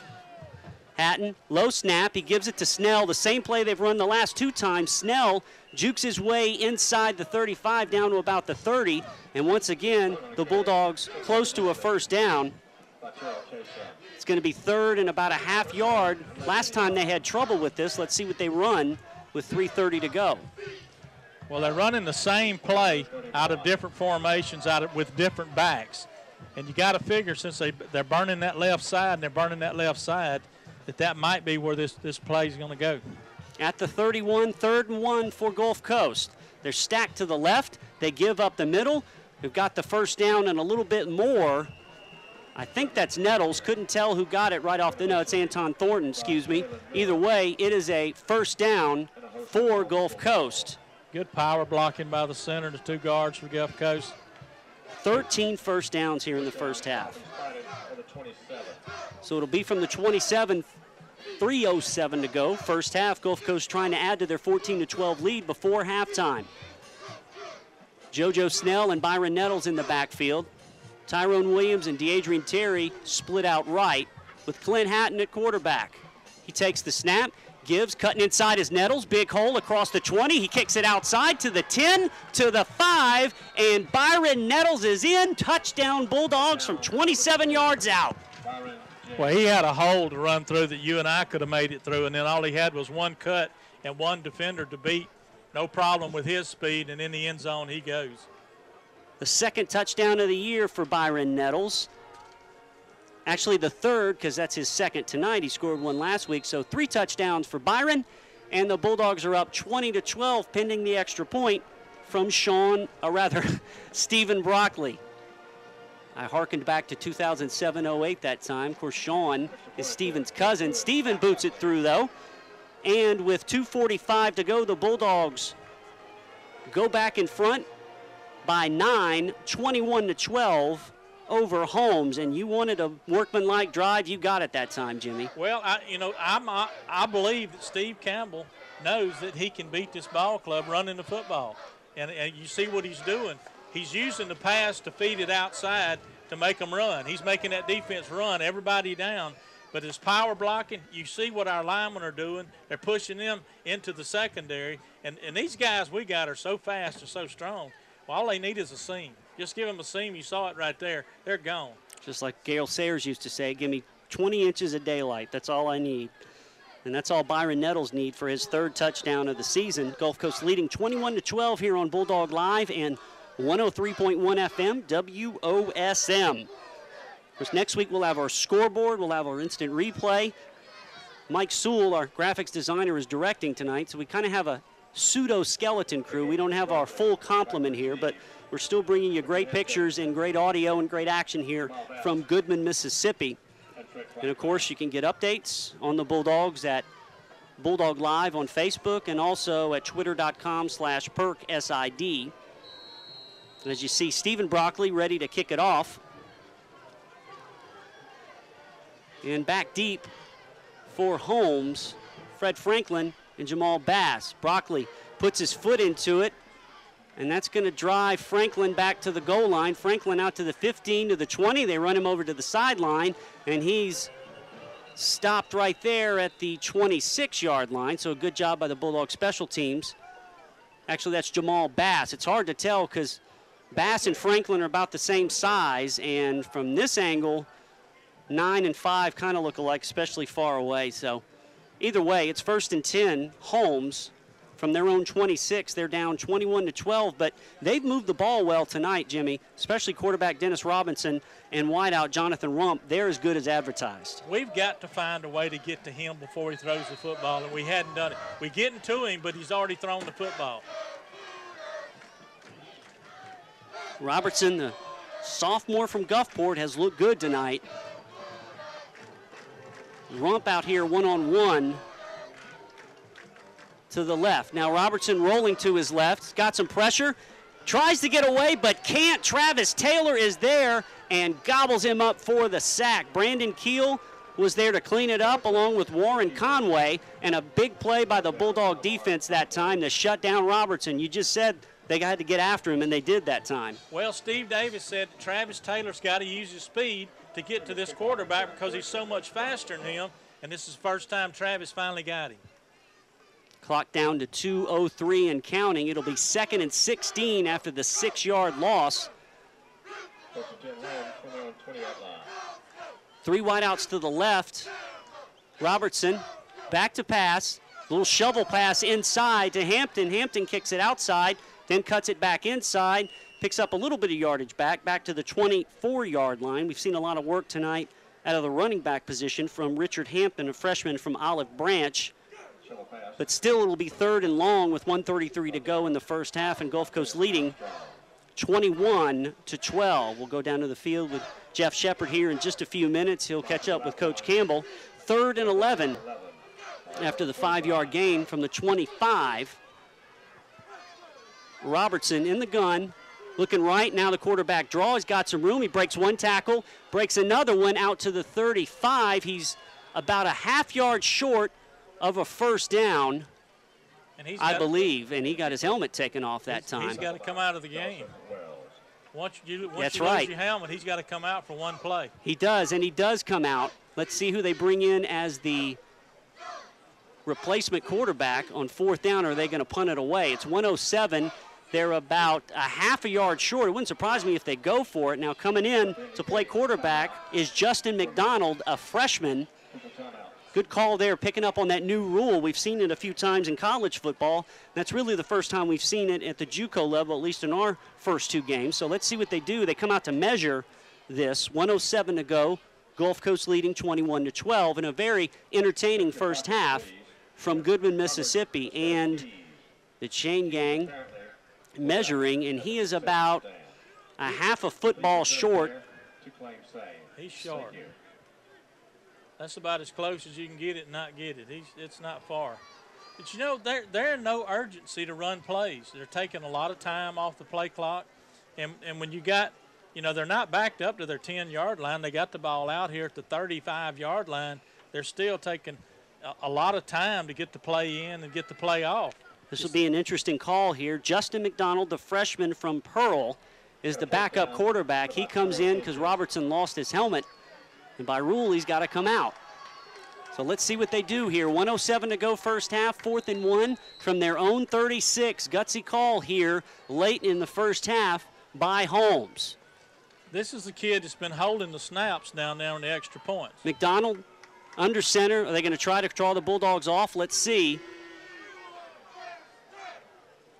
Still calling plays. Play clock down to 6. And I think they're just going to try to draw Gulf Coast offside.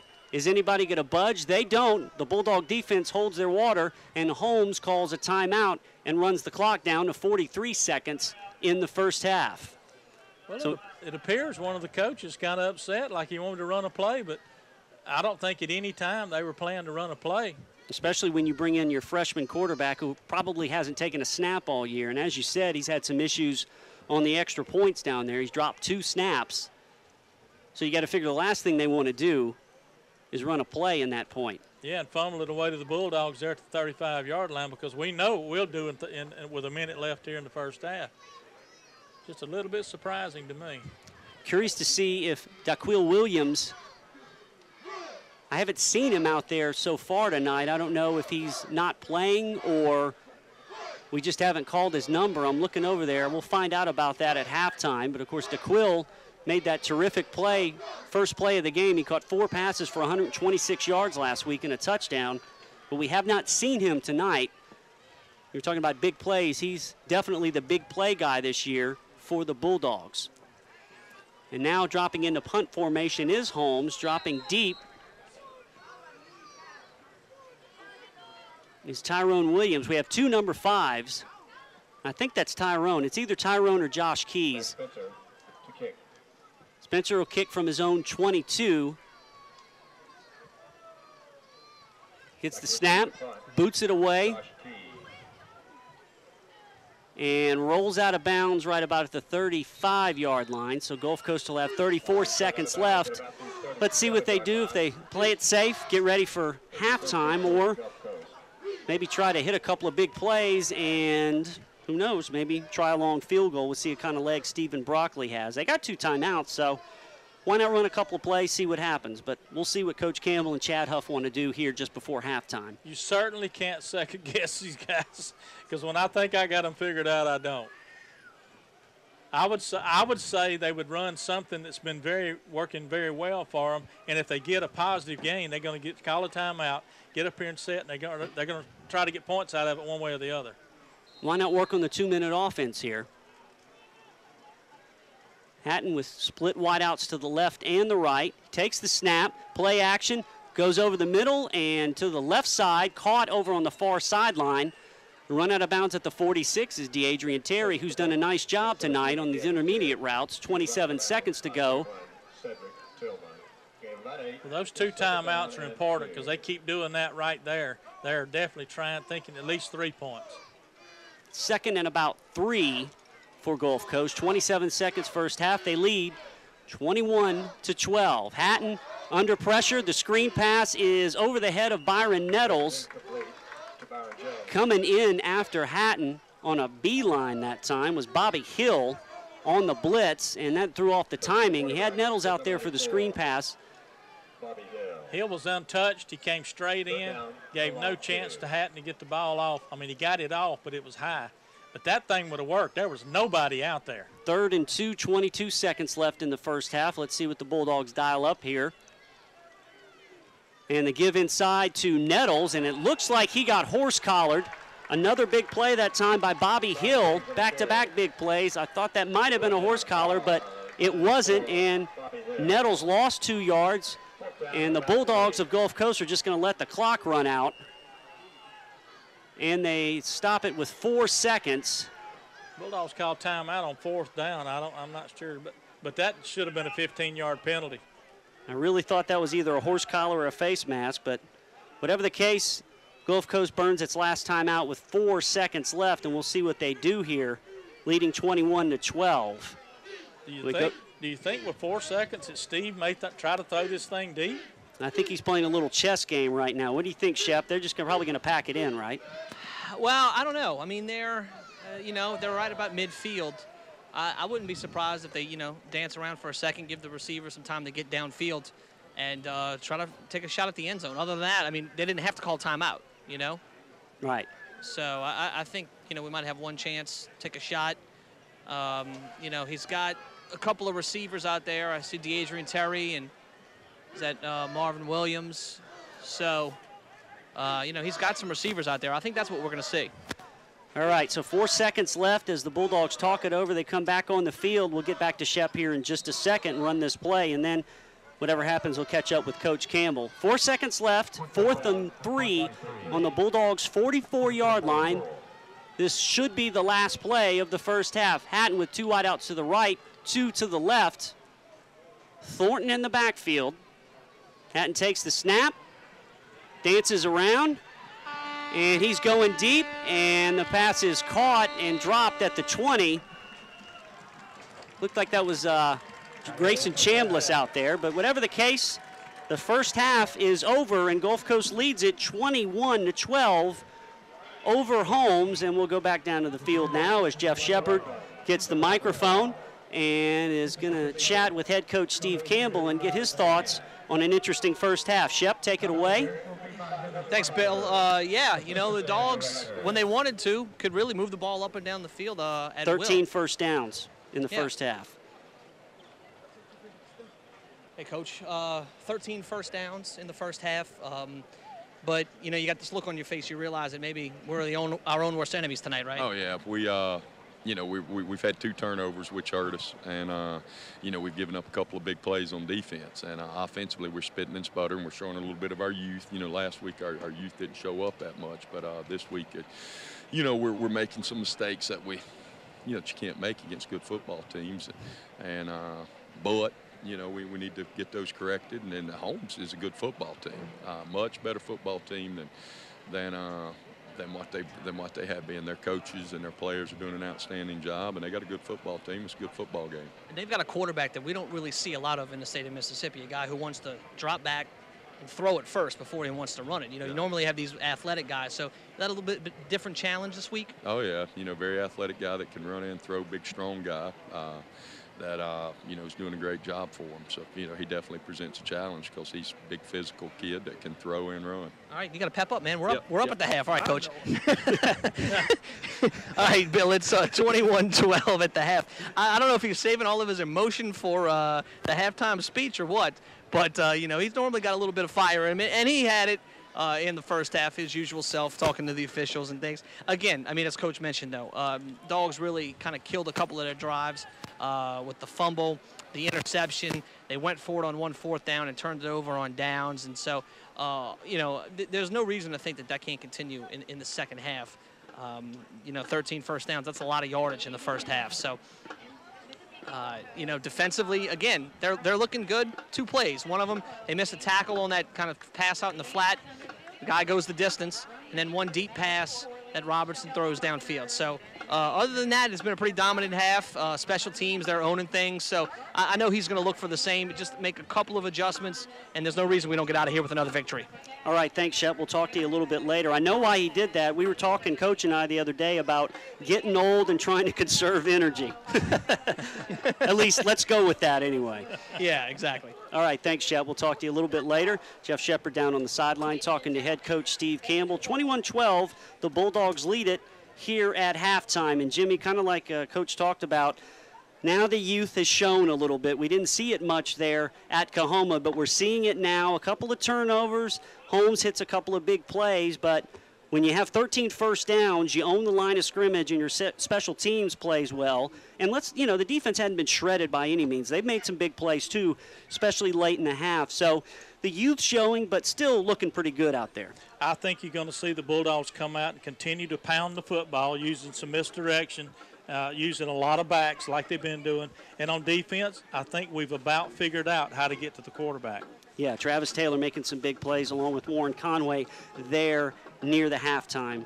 Speaking of halftime, the Gulf Coast Band of Gold is on the field, but we're going to switch it back to Bulldog Live Control for our halftime show. Meanwhile, on 103.1 FM WOSM, you'll be able to hear the Band of Gold performing here in Goodman at halftime. So we'll see you in a few minutes. Now we'll throw it over to the halftime show with Gulf Coast leading 21-12.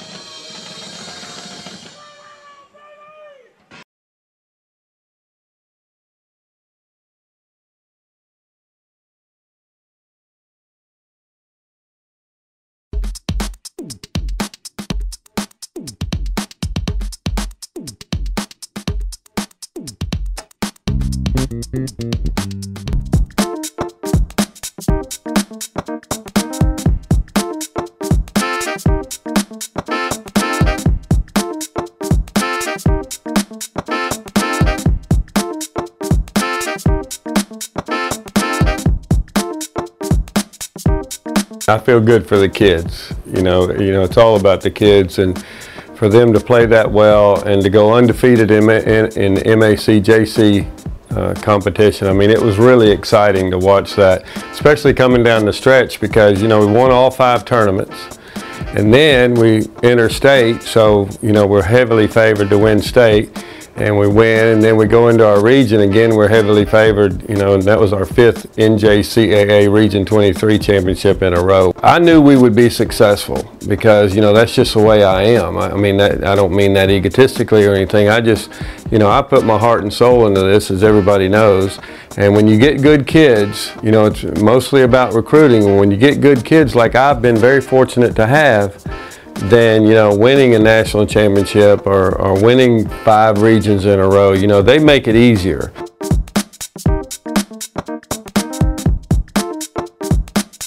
At Mississippi Gulf Coast Community College, it's like this. High school graduates can take classes close to home that transfer easily to universities. The convenience and flexibility of online classes give students of all ages the opportunity to earn a degree. Apply online and chat live with an admission specialist or visit us on Facebook. Mississippi Gulf Coast Community College, celebrating academic excellence for 100 years.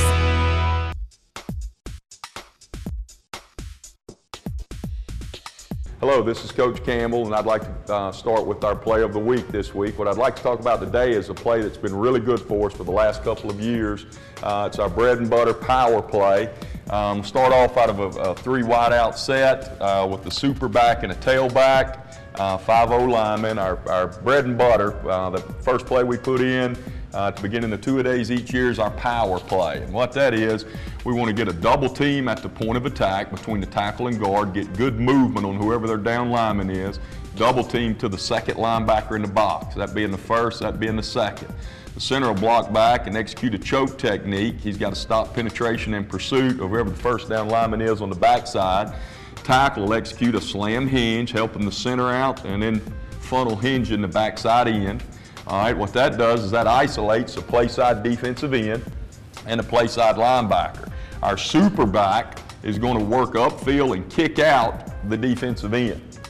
All right, the guard is going to pull around and get a seal here, try to kick out the play side linebacker. So what we want is a down block here, a kick out here, and as Vince Lombardi said, we want to hit the play right here. We want to get a down block, a kick out, pull and kick out the play side linebacker, and hit the play downhill. This has been a good play for, Dantrell Savage ran for a lot of yards off this play. Larry Warner made All-American off this play. Vic Ballard was an All-American, and this was gained a lot of yards off this play as well. So all of our backs have been able to execute this play. It takes a great back, hitting it downhill hard, trusting the blocking, and hitting it downhill. The receivers execute an inside block technique. They're going to try to dig out whoever the defensive back is over them. This is an 8-man front, 4 D linemen and 1, 2, 3, 4 linebackers. So that's against one of the tougher defenses that you'll see. But we like to start. We believe in running the football. You got to be able to run the football versus 8-man fronts, and this power play allows us to be able to do that.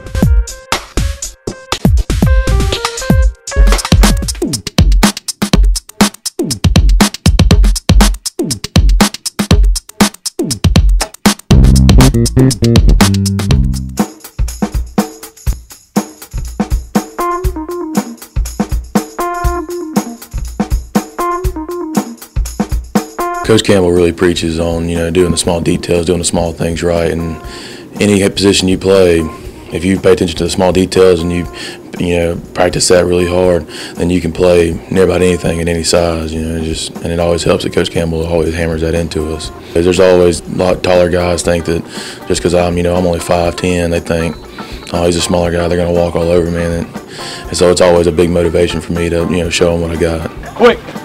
Oh, that's it, Big Rims. That's it, Sellers. That's it, sprint! A lot of guys, they come from high schools where it's not as high tempo, or the coaches didn't push them as hard, and then you get here and Coach Campbell and his staff, they push us incredibly hard. So sometimes it's a challenge, but then at other times you'd be really surprised to see some freshmen step up and help us out a lot with keeping the tempo up, keeping guys motivated, and helping us out a lot with that. Last year coming in as a freshman, I can kind of tell them, hey, I've been through the same thing, and I can probably give them examples of stuff that happened to me, and then, maybe they can live and learn from that, so maybe it helped them out.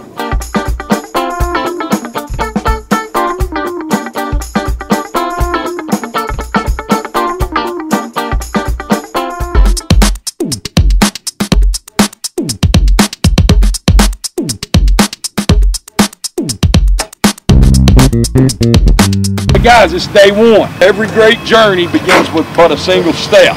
Here's the linebacker. All right, here's the linebacker. Hey, there you go, get open.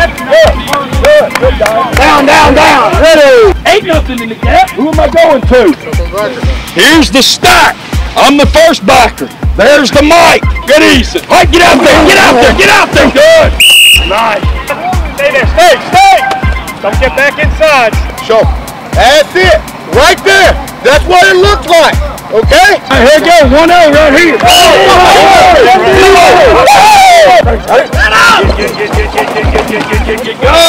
Stay on the game.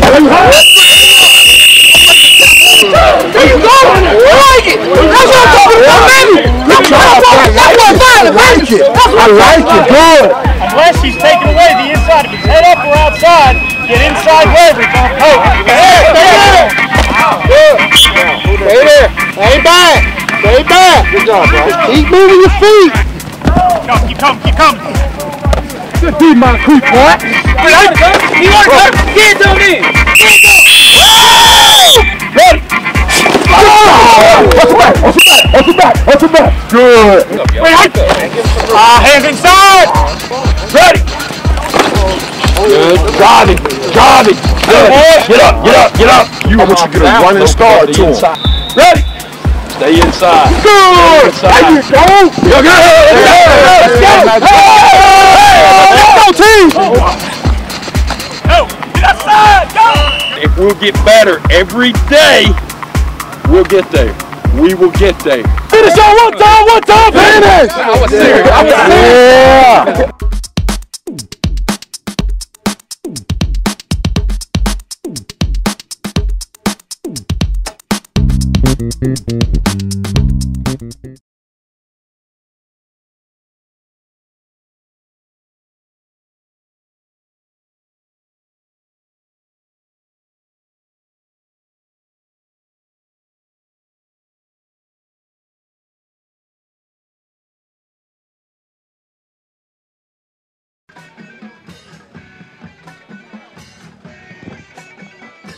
And welcome back to Goodman, Mississippi. It's halftime.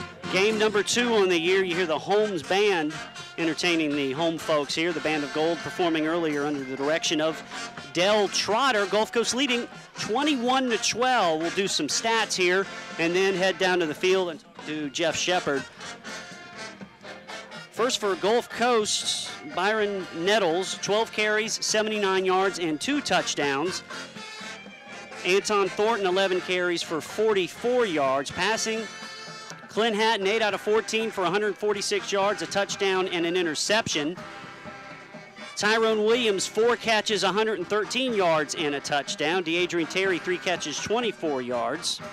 Travis Taylor, a couple of tackles, including a sack. For Holmes, Dennis Robertson, 5 carries for 31 yards. Passing, he's 11 of 19 for 170 yards and a score.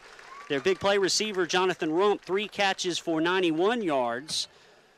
Fred Franklin out of the backfield on that screen pass, 1 for 61 and a touchdown. And those are some of the stats from the first half. And as we said, Gulf Coast has turned it over twice. Holmes has turned it over once. Gulf Coast has 13 first downs in the first half compared to 4 by Holmes. Holmes has been penalized 4 times to 2 by the Bulldogs. Now we'll go down to the field and talk to Jeff Shepard with 12:40 to go during halftime. It seemed like a kind of a quick halftime. Both bands got in, got out pretty quick there. I don't think Chep's there, so we'll go to Jimmy. Jimmy, the bands got off the field quick.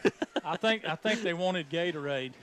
Yeah. It's so hot. I mean, there is not a breath of air within 20 miles of here. You know, I give the utmost respect to Dr. Graham about sending our band to these games. We sent a group up there all the way to Kahoma. We're traveling, on a road game in the north. Not only do they come, they're in their uniforms. And if you go over and touch those uniforms those band members are wearing, those things are hot. You might as well be wearing astronaut suits out there tonight because it was 90 degrees at 6 o'clock. I don't think maybe the temperatures dropped 2 or 3 degrees, maybe.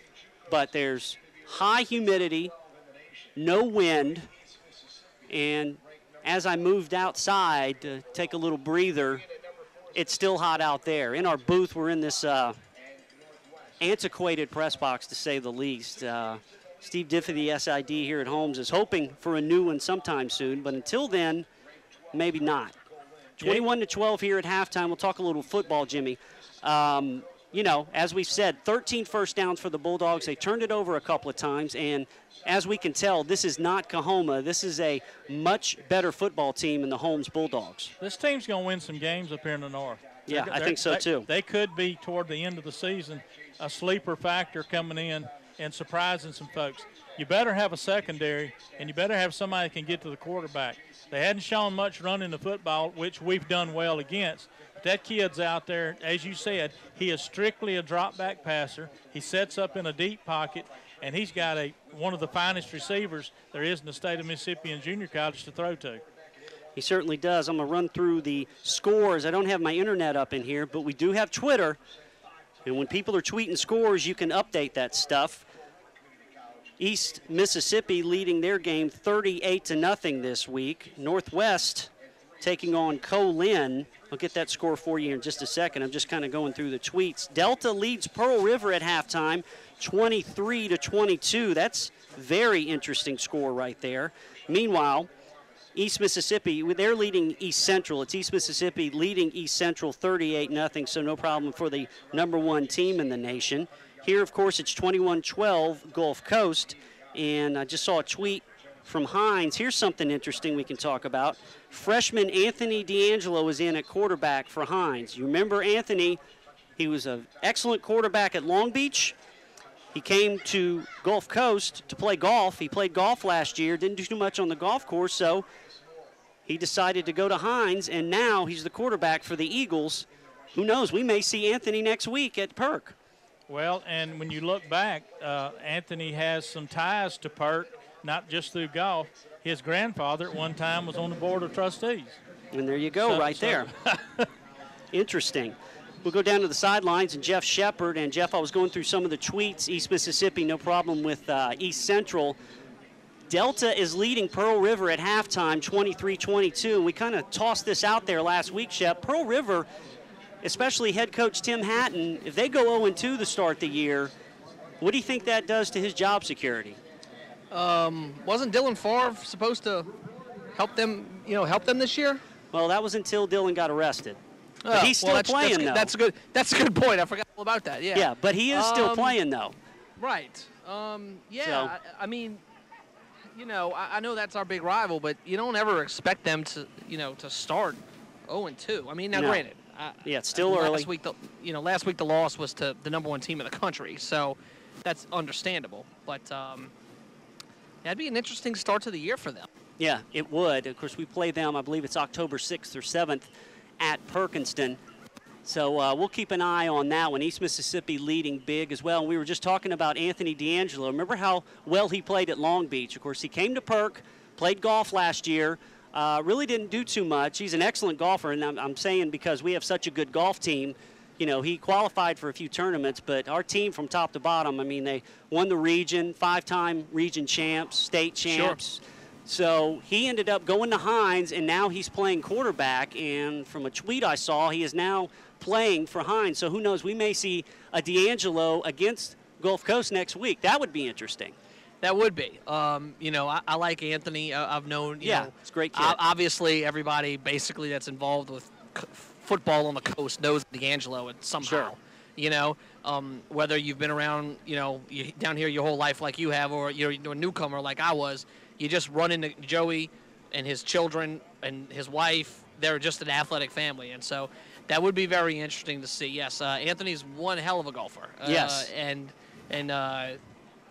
know Tommy Snell would have liked to see him in the blue and gold, for Gulf Coast, but that would be interesting to see because he's got an arm too, and I mean he was getting he's just like this Robertson kid, really. He absolutely, and he was getting recruited by some schools when he was coming out of Long Beach. His story was if a school was going to sign 2 quarterbacks in their recruiting class, he was the 3rd guy on their board, and if one of those 2 guys didn't go, he was going to get an offer, and that was kind of the case for him for 2 or 3 different schools, and he just decided to go the JUCO route and starts at Gulf Coast and then ends up at Hines.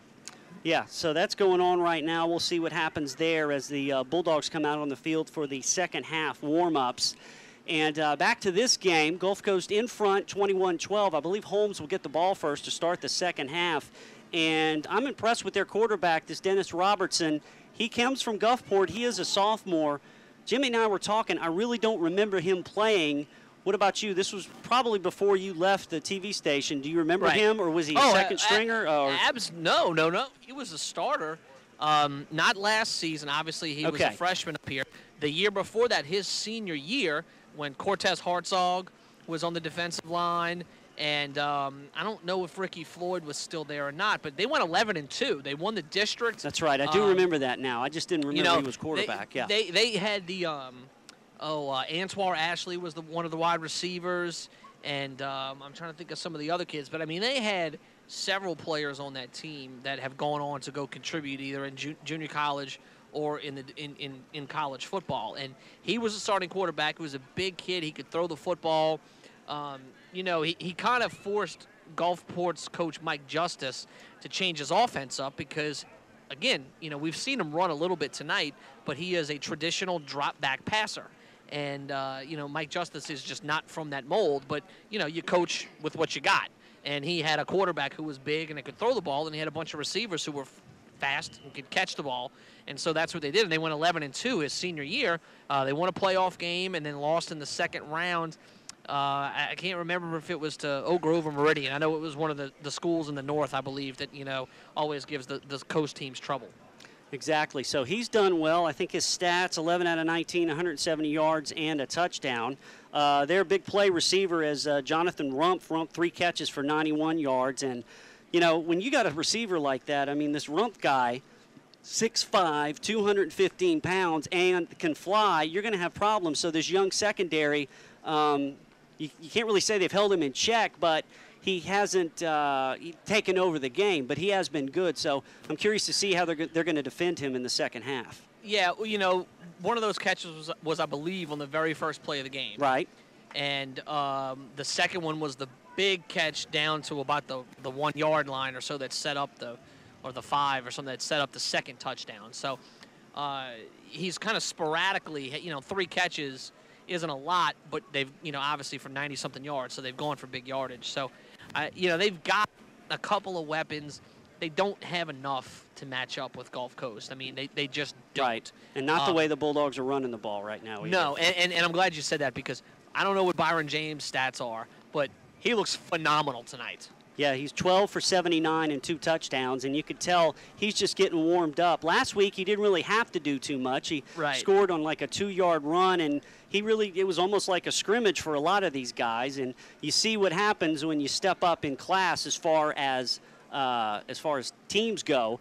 This is a solid Holmes team, and this is going to be an interesting second half. I think their first series on offense, and Jimmy, you could jump in any time on this, their first series on offense is going to be huge for them, whether this game stays as competitive as it is or the Bulldogs can take over. I think we're going to see what the coach, the Holmes coach is going to come up with. He's going to show right here in this first possession what his idea is to think that he can stay in the ball game with Gulf Coast on his offensive team. I really think he's going to put the ball up more or try to put it up more and hit these guys a little deeper. Yeah, the running game really doesn't seem to be all that much to get excited about. So we'll see. We'll let Shep go get ready for the second half. And, of course, the video he's shooting you will see tomorrow night on Bulldog Blitz right after the Friday Night Football Showdown on WLOX. We got a lot of good stuff again this week. We will look back on the big win over Coahoma from last week, and we'll take a look at this game as well tomorrow night. So we'll let Shep catch a breather, and we'll get ready for the second half here up in the booth with Gulf Coast leading 21-12 over Holmes. And I think you're right about that, Jimmy, as far as what Holmes is going to do. They're going to do what they do best. They're going to put Robinson back there and let him chuck it around. So it could be a feast or famine type thing for Holmes. If he gets hot again, hey, they could do some damage here. But if Gulf Coast tightens up, gets pressure on him, that takes the pressure off that young secondary. Well, I think personally he's going to have to get out of the spread. He's using the spread just about every play that he's running. And he's not, as I said earlier, you saw Travis get hot right there before the end of the first half. He was getting to the quarterback, starting to put a lot of pressure on him, did get a sack, got his hands on him a couple of times. They're going to have to pull somebody in, a tight end in, put an extra back in, an H-back or something, and it's going to cut down on their receivers, but you're going to try to get it to the big guy. I think you're going to try to see him get as many passes of 20-plus yards down the field that he can. I think he thinks that that's probably the only way he can stay with this Gulf Coast team. So we're just getting ready for the second half. Gulf Coast will be kicking away to Holmes to start the second half of action. Gulf Coast leading 21-12. We hope you're enjoying the action wherever you are in the free world.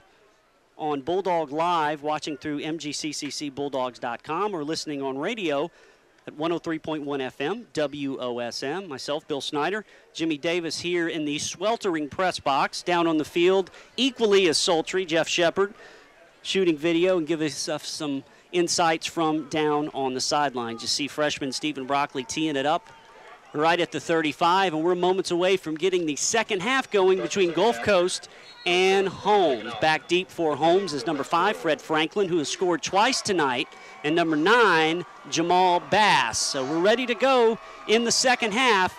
Broccoli puts his foot into it, and it's going to go to Fred Franklin at the 4. Franklin going right to the 15, trying to get outside, cuts it back across the 25, and tackled at the 30-yard line by freshman Antoine Wells. And that's where Holmes will start, 1st and 10 on the first series of the second half. When you look at these special teams for Gulf Coast, especially the punt coverage and the kickoff coverage, I was talking to Steve Davis. He and I had time to talk a good bit this afternoon, and he said that the thing that gets him is that his linebackers and his defensive backs are pretty much make up the special teams, and they have to run the length of the field. They're fast enough to do it, and so far they've done a good job this season. 1st and 10, Robertson looking left, out of the backfield. The pass is caught, and over on the far sideline, that's Daniel Huffines, and he's run out of bounds right at the 35 for a short gain of about 3. It'll be second down. Huffines not the biggest guy in the world, and none of their skilled guys except Rumpf are big. Huffines 5'7", 160. Fred Franklin 5'8". Jamal Bass 5'6". You could call them the Smurfs, I guess. 2nd and 8, going to the right side to Huffines again, to the 35, across the 40, and run down at the 43. And that second effort by Huffines, I believe, gets Holmes a first down. So the little guy comes up with a big play that time. Dawson Wells made the stop, but not before Holmes gets their 5th first down of the game in the first of the second half. Short passes, Jimmy. Yeah, he's playing like he's 260 pounds, but, you know, the Bulldogs got blocked well that time. They had a couple of receivers get out, throw some key blocks, got him some room. We're seeing something that they're going side to side, not down the field. 1st and 10 from the 43 for Holmes. Opening moments of the second half. Gulf Coast leading 21-12. Robertson takes the snap, looking out to flat again. It's Huffines again, breaks one tackle across the 45 and run out of bounds at the 47-yard line. This little guy, he came to play. That's 3 straight plays. They've thrown it to him, and so far he's done a good job. You know what those tight passes would do if you keep doing them? Break tackles? It's called pick 6. Or that too. Either way. You know, our guys are laying off a little bit. It's a feast or famine situation. It is. You're one-on-one. You're set up on him. You got to make the tackle to knock him down. They want to get the ball in the hands of their big guy. And Rumpf is split out on the far side. Robinson still going out of the backfield, this time to Fred Franklin, and he will go nowhere. Dawson Wells comes up from his linebacker spot, brings down Franklin for no gain. A nice job by the sophomore from Ocean Springs. Nice job by Dawson. You don't see him miss many. He missed one in the first quarter, but he came back. He's made several since then. He is a sure tackler. And after that big play by Dawson Wells, it's 3rd and 10 for Holmes. The ball just across the 42. Opening moments of the third quarter with Gulf Coast leading 21-12. So a possession down here for the Bulldogs of Holmes. Wouldn't surprise me if they try to get Rumpf going here. He's guarded out on the far side by Kenner Johnson. Robinson, 1 second on the play clock, but he gets it off. Now the inside draw to Franklin. They fooled the Bulldogs, and Franklin across midfield, and his second effort, I believe, got Holmes a first down. He broke a tackle of Dawson Wells. He's going to be about Nigel Green in on that as well. Is he short? I think his knee went down, didn't it? Yeah, he hit out of bounds over here before he lunged forward, so it's going to wind up being 4th and about 2. There goes their punter, and I don't know if he's going to punt, but there he goes on the field. And they made a quick decision that time. They're going to perhaps try to play field position, I guess.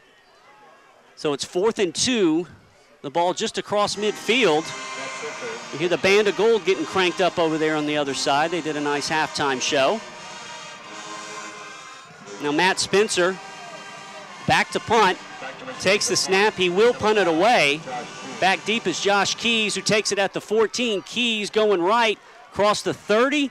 Across the 35, breaks a tackle, and a nice run back by Keys out to the 36-yard line, and that's where Gulf Coast will start with the first possession of the second half. So the defense gave up 1 first down, then put the clamps on Holmes, so a nice job there, and now the Bulldog offense gets a chance to probably crank up the running game with a 21-12 lead and 11:46 to go here in the third quarter. Yeah, the defense did exactly what you wanted out of them. Give the ball back to them. That's decent field position there at the 35 to put a drive together like they did right before the half.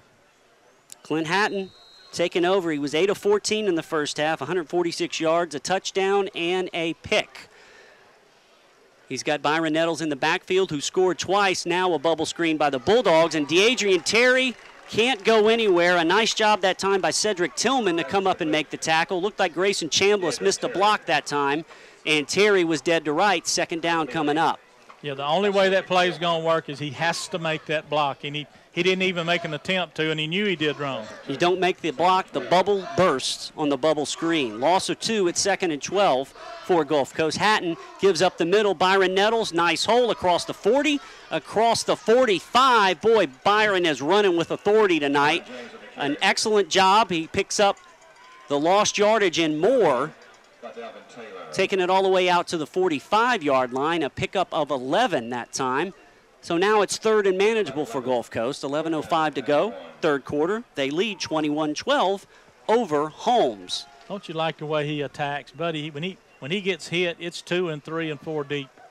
And he did that last year in between the 20s. Byron was one of our best runners. Now on third and short, Anton Thornton bulls his way into the line, and I'm not sure if he got it. Good penetration that time by the Holmes defense, leading the way Richard Mitchell. So let's see where they spot this. They spotted for a first down, but I wasn't sure that he got it. I wasn't either. Whatever the case, the Bulldogs of Gulf Coast will take it. First and 10 from their own 47, a new series of downs. Thornton will stay in there at tailback behind Clint Hatton, who takes the snap, looks out, thought about throwing it, now is going to run it, and just throws it away. That might have been a busted play because he looked out there, nobody was open, and Hatton does the wise veteran thing, living to fight another day. It'll be second down. Well, what happened, the corner had his man covered, and the second guy was going to get the pass. The safety was coming up to pick that ball off, and Hatton saw him. So he could have saved us a touchdown. That could have been a pick six right there. Great job by Clint to recognize that, throw it away, and live to fight again on 2nd and 10.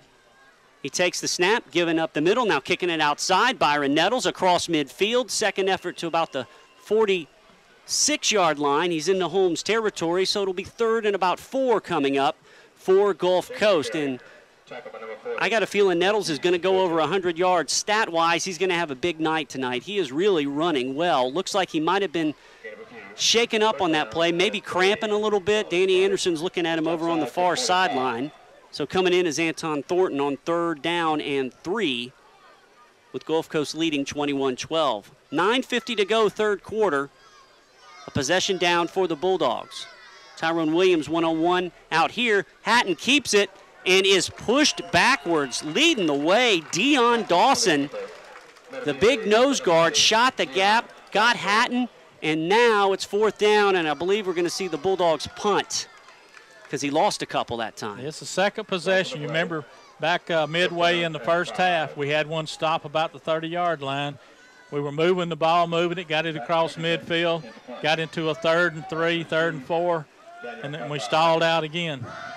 All right, so for the second time tonight, we'll see Zach Pinkerton, freshman punter, takes the snap, boots it away as his own 40. A nice high kick, calling for the fair catch, and fumbled by Holmes. It's Daniel Huffines, and I believe the Bulldogs recovered it, and they did, coming up with it. That time for Gulf Coast, I believe that's Cade Amaker down there. How about the Bulldog special teams? There were 4 guys around Huffines. A great high punt by Pinkerton, and that's the second turnover, and now the Bulldogs have new life with the ball deep in Holmes territory. That was a beautiful high spiral kick that turned over. He had 4 guys, got time to get down and get all the way around him, And you have to figure that made that receiver nervous. He just had to be nervous. The ball popped right out of his hand. Yeah, he ran up to catch it, and those are always tough to do. Now in the game, running back Eli Hughes, his first action. Eli cuts it inside, takes it down inside the 15 to the 14-yard line. A gain of about 5 for Eli Hughes, the freshman from Elizabeth, New Jersey. And that's one other thing the Bulldogs have, a stable of running backs. Now, Anton Thornton joins Hughes in the Bulldog backfield on second and about 4. Ball just inside the 15. Gulf Coast trying to capitalize on a turnover. Hughes around the corner, runs it inside the 10 and run out of bounds on the far sideline. We'll see where they'll spot it. Another nice run by Eli Hughes. And they're spotting it right at the 6, and I believe that's going to be a first down, so it'll be 1st and goal, Bulldogs, their 15th first down of the game. We'll look across the way and keep watching Nettles, but so far he is not back out on the sideline ready to come back in the game. We'll keep an eye on that. Meanwhile, in the game is Anton Thornton, 1st and goal from the 6. Hatton gives to Thornton up the middle, and Thornton waltzes into the end zone. Touchdown, Bulldogs. They capitalize on the turnover.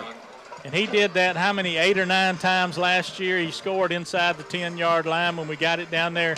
He was our hammer that we gave the ball off to, and he's just a weapon inside like that. Boy, you really hope Nettles didn't do anything other than just maybe a cramp. But he's ran the ball so hard tonight, but so has Thornton. Thornton putting the yardage together too tonight. The 3rd touchdown of the year for Anton Thornton. He scores from 6 yards out. In for the extra point is Stephen Broccoli. It is up and it is good. So with 8:09 to go in the 3rd quarter, Gulf Coast extends the lead. They lead Holmes 28-12 here in Goodman. And you get a turnover like that and you capitalize on it, and what do? You strike up the band across the way. Good job by Thornton and the Bulldogs to extend the lead.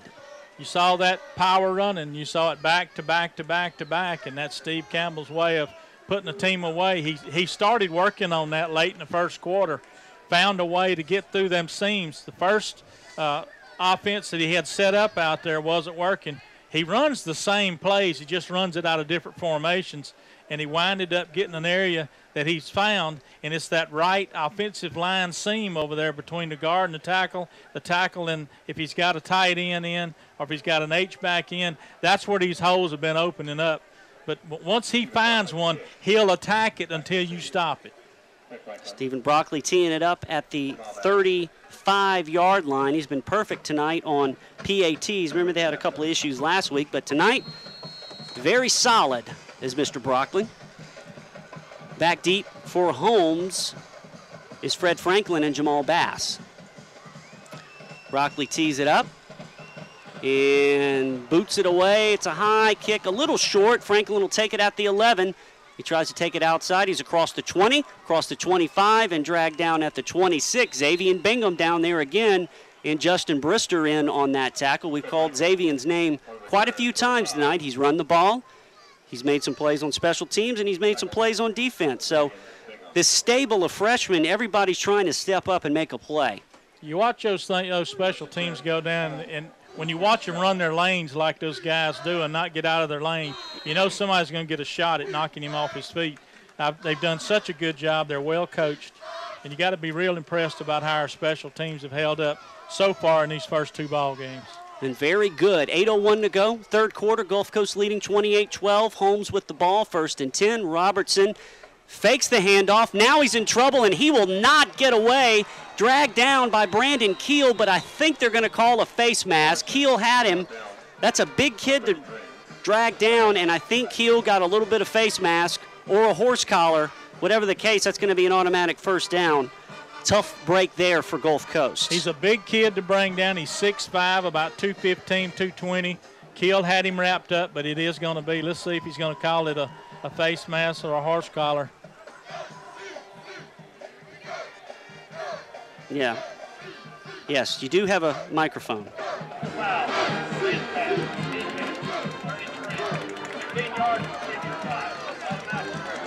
Well, that's a backbreaker because you had him back in the backfield for a loss of 5 or 6 yards. You had tack 15 to it, so you're looking at a 21-yard exchange right there. Moves it all the way out to the 41 for Holmes, and a fresh set of downs for the Holmes Bulldogs. They're down 28-12, 7:55 to go third quarter here in Goodman, Mississippi. Robertson, the quarterback. Richard Hampton, the tailback. Now, Robertson, plenty of time. Now he's flushed. Gets away from one man, tries to break it outside, runs into his own blocker and takes it out to the 46-yard line. So after all that, Robertson picks up 5. And he's played solid tonight. He was dead to rights back there, broke a tackle, and made some positive yards out of that. Well, Steve Davis told me, he said, his one thing about the quarterback is he can't scramble very well. Well, he's doing a little better job this week, evidently, than he did last week. 2nd and 7. Officially he picked up 3 that time. Robertson gives to Hampton, who tries to cut it outside. Hampton trying to get away from Cavellis Luckett. He can't. Travis Taylor there to clean it up, and that's a loss. Good job. The penetration huge that time by the Bulldog defense. Did you see the speed cover that running back real quick? You had 4 guys on top of him before you could turn around. Now it's going to be 3rd and 11 after the big play by Travis Taylor and Cavellis Luckett. Remember, Luckett had that pick 6 last week against Coahoma. 6:42 to go. Gulf Coast leading 28-12. And Holmes facing a 3rd and 11. 3 wideouts to the right, 1 to the left. Robertson back to pass. Pressure from the outside. He steps up. Now tries to run. He can't. Coming up to tackle him right at the line of scrimmage is 44, Whitney Richardson, who just stayed at home and got a present right there, made an easy tackle, and now Holmes has to punt. Good thing we got him in the backfield when we did. They had an open receiver, but he didn't have time to find him. What I said at halftime, we got to find a way to get pressure on him, because you give him too much time, he's going to find that guy, and he's got an arm, he'll hit him. Well, they had pressure coming. The pocket started collapsing. Richardson stepped up, and Robertson ran right into him. Coming in to punt for Holmes is Matt Spencer. He's standing on his own 28. Back deep is Josh Keys, or rather Eli Hughes standing on his 20. Little bit of pressure, but a pretty good punt by Spencer. Hughes catches it backtracking at the 15, and Hughes, just trying to make something happen out there, is dragged down right at the 19-yard line, and a very late flag comes in. Let's hope that's not a phantom block in the back over there. It happened right at the play was very end, yeah. Very late. I don't know if this would be some sort of late hit or, like you said, a late call on a block in the back.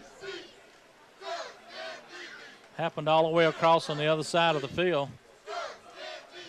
Not really a lot of penalties tonight. Holmes has penalized 4 times. Gulf Coast penalized 3. And I think they're going backwards, so it must have been a hold over there. Hughes was trying to make something out of nothing.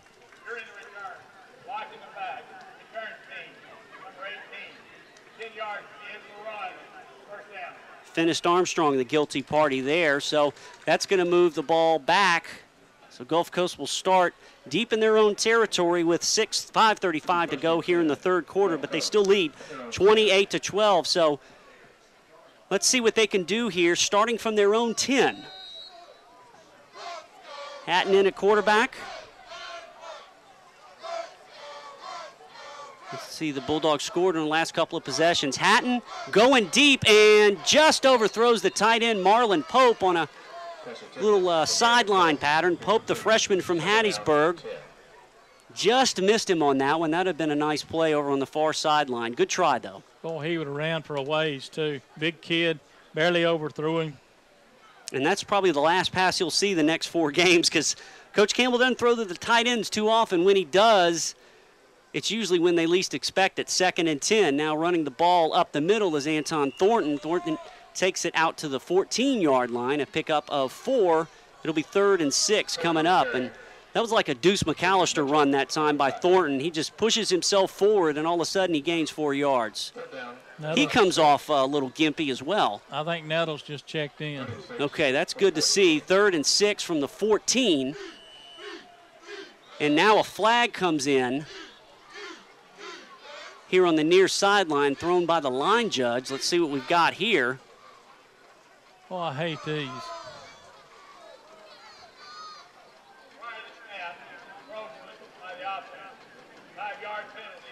Well, it had to be where I couldn't see. I didn't see anybody move. Maybe you did. Freshman Tyrone Williams on the near side. I think he stepped across the line as he was lining up, and that pushes the Bulldogs back 5. So instead of 3rd and 6, it's 3rd and 11. The ball on the Gulf Coast 9. They lead 28-12. Now some movement on the line. Could be a free play. Hatton throws it up, and the pass is incomplete.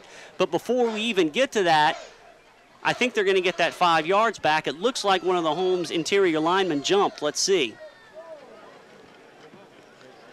I had to open my big mouth and say we haven't had a lot of penalties tonight either. Yeah, I think they're going to be offsides. It was a dead ball flag. 4:54 to go. Gulf Coast leading 28-12 here against Holmes. Watching, streaming on Bulldog Live. Okay, so we'll do 3rd and 6 again after that encroachment by Holmes. And listening on 103.1 FM, WOSM. As we've said, don't forget to join us next week when Gulf Coast has their home opener next Thursday night at 7 against Hines. Here it's 3rd and 6. Ball on the Gulf Coast 14. They lead 28-12. Boy, veteran Hatton or somebody checked this play off because we had single coverage. Now we got double coverage out here. 6 on the play clock. He'll get the snap off with plenty of time. Hatton looking over the middle. The crossing pattern caught by Tyrone Williams. A great job. You called that one perfectly, Jimmy. He saw that, called the slant. That's going to move the chains for the Bulldogs. Well, he had to do something. He had a route called probably an out route, and he had double coverage on it, so they checked off. You could see him looking at Steve Campbell. They checked off and ran the slant. But what a catch. I mean, it was a good throw, but what a catch. Williams has had himself a pretty nice night tonight receiving for Gulf Coast. A new set of downs from the 28. Hatton gives. Byron Nettles cuts it inside, then tries to go outside, but he is gobbled up by Jeffrey Nason after little or no gain. A good job. And Holmes, when they've had a chance, they've made some plays on defense. And as you said, I think they're going to do some business up here in the North. Maybe not win the North, but they'll surprise some people. I don't see them going 2-7 again. Let's put it that way. Well, there's teams out there that are a lot, I would say, weaker than what this team has. They got some talent on there. You would think. 2-yard loss, 2nd and 12. Up the middle is Anton Thornton. Tries to bull his way to about the 30 before he's pushed backward by Khalif Muhammad in the Holmes line. And much like the Bulldogs do, Holmes is bringing in wholesale substitutions with their defensive linemen. They've got 4 or 5 really big guys, and at times they've caused some problems in there. Thornton picked up 3, so it'll be 3rd and 9 from the 30 with 3:15 to go here in the 3rd quarter, and Gulf Coast up 28-12. Yeah, they're holding up. I thought we're going to have them worn down by now, but they're substituting a good many players. Hatton in the gun. Fakes the handoff, throws right, looking for the bubble screen. Tyrone Williams tried to run without the ball, and the pass is incomplete, and the Bulldogs will have to punt. There's your freshman mistake right there. Don't fault Hatton for that one. He put it right where you got to do it. He led the receiver on the bubble screen coming in. He had the first down. He had a hole to run through. He may have taken it right up the middle of the field. He just didn't catch the football. Kind of have to do that to advance it. 2:58 to go, 3rd quarter. Zach Pinkerton on to punt from his own 15. Back deep is Daniel Huffines. Remember, he muffed the last kick, and that led to a Gulf Coast touchdown. Pinkerton with some pressure, but gets the punt away. Bounces at the Holmes 40 and comes dead at the Holmes 36. So that's where they'll start with 2:49 to go here in the 3rd quarter, and the Bulldogs of Gulf Coast leading 28-12. Bill, I'm a little surprised about the offense attack that Holmes has tried to put together. They came out and they were throwing these wide receiver screens, these bubble screens out in the flats. They were working. And you know, you're right. They were getting 3 and 4 yards for the most a pop. part. But now, you know, somewhere down this game, they got to start driving the football. 2:49 to go here in the 3rd quarter. Dennis Robertson's gone all the way at quarterback for Holmes.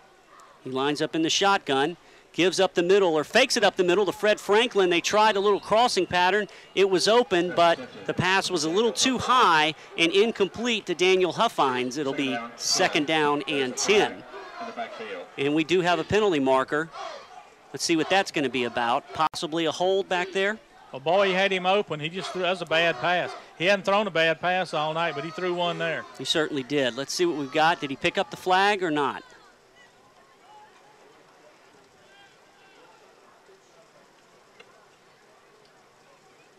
And this looks like this is going against the Bulldogs, and it's going to be a personal foul. Roughing the passer. Finished Armstrong. That's the second penalty called on Finnis tonight, the young freshman. That's the 5th penalty on Gulf Coast, and that gives Holmes a first down, and it moves it into Gulf Coast territory. So a big penalty that time by the Bulldogs.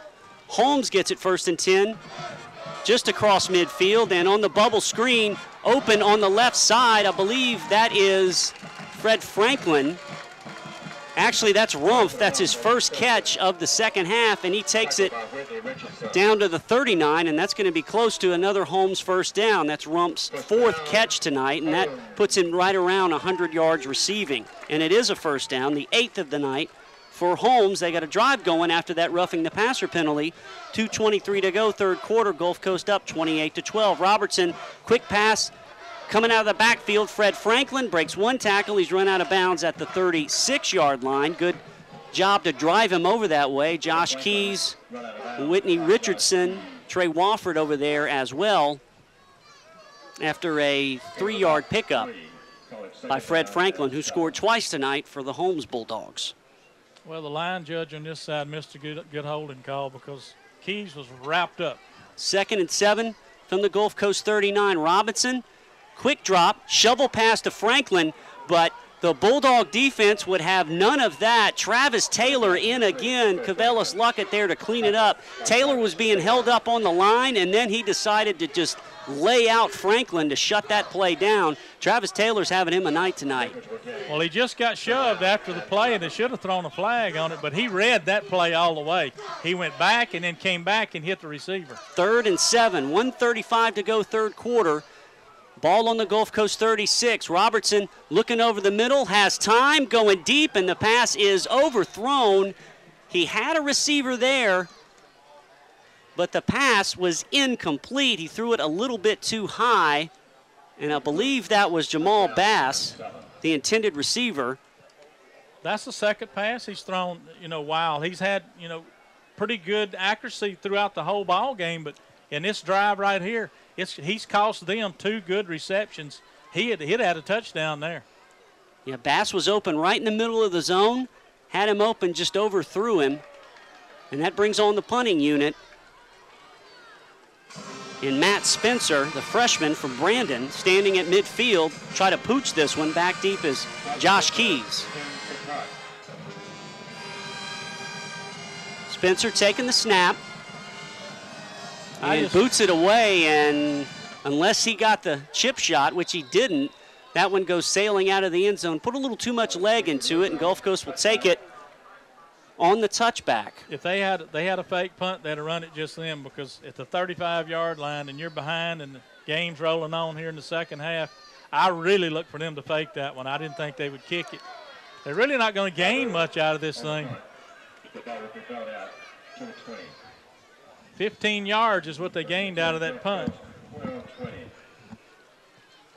I'm going to watch that this year with the new rules. We saw it earlier in the game where they kicked it off from the 50, but they really didn't gain much. Now here on the punt, it's still spotted at the 20. Right. So 1st and 10, 1:18 to go, third quarter, and the Gulf Coast Bulldogs leading 28-12. Clint Hatton in at quarterback, 2 wideouts to the left. He gives. Going out right as Eli Hughes got some room, breaks a tackle across the 25 and run out of bounds at the 26. Looked like Bobby Hill, who's made some nice plays for Holmes tonight, ran him down. It'll be 2nd down coming up. Hill didn't start this game. They put him in the second quarter, and he's made some plays. But what a great block across the way by one of the wideouts for Gulf Coast that sprung that play. 2nd and 4 after the 6-yard gain by Hughes. Inside a minute to go. Third quarter, same play, this time to JoJo Snell. JoJo Snell doing it again, taking it to the house. Touchdown Bulldogs, 76 yards. Once he turned the corner, there was no doubt he was the fastest player on the field. He walked off and left everybody. Last week he took it 53 yards. This week he takes it 74 yards for a Bulldog touchdown, and they extend the lead pending the extra point. Wow. Same play they ran a play earlier. Snell that time got a seam and looked like he got shot out of a cannon. And everything's been going to that right side. Steve Campbell found it. He's been running it to death. Stephen Broccoli in for the extra point. It is up, and it is good. 37 seconds to go. Third quarter, Gulf Coast extends the lead 35-12 over Holmes. Wow. Well, they're kind of doing what I thought. You know, we talked at the halftime. I thought he would try to put this thing on the ground and just keep grinding it out and grinding it out. We had an opportunity to hit a big pass play over here, but he overthrew it. Then we had a bubble screen that was right on target that was dropped. But other than that, it's all been on the ground. Another long touchdown run by JoJo Snell, so that Bulldog running game really wearing down a very solid Holmes defense. I'll give you some scores here real quick. Text to me by Dean of Athletics, Ladd Taylor. Speaking of texting, you see Shep over there in between plays, texting on the sidelines. Texting and shooting video doesn't mix, just like texting and driving, right? But we do have a break, so it's allowed, I suppose. Don't tell them what kind of pictures you may get out of this thing. Yeah. Hines leading Kahoma 31-7 fourth quarter. Northwest 28-0 over Colin third quarter. East Mississippi, no problems with East Central. The Lions leading 38-7 in the fourth. Itawamba 22-3 over Southwest in the third.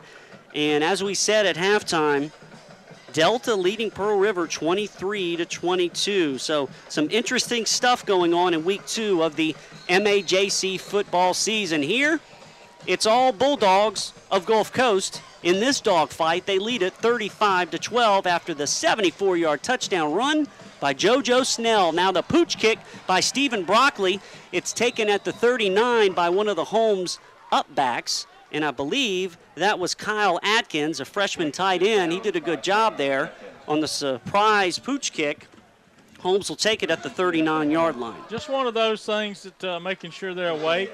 But that's what I thought that Holmes would have done back when they had the football at the 50-yard line. I thought they would have kicked the ball something like that.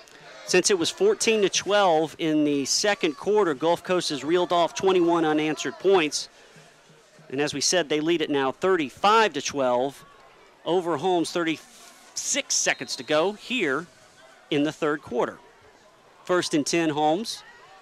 Robertson at quarterback.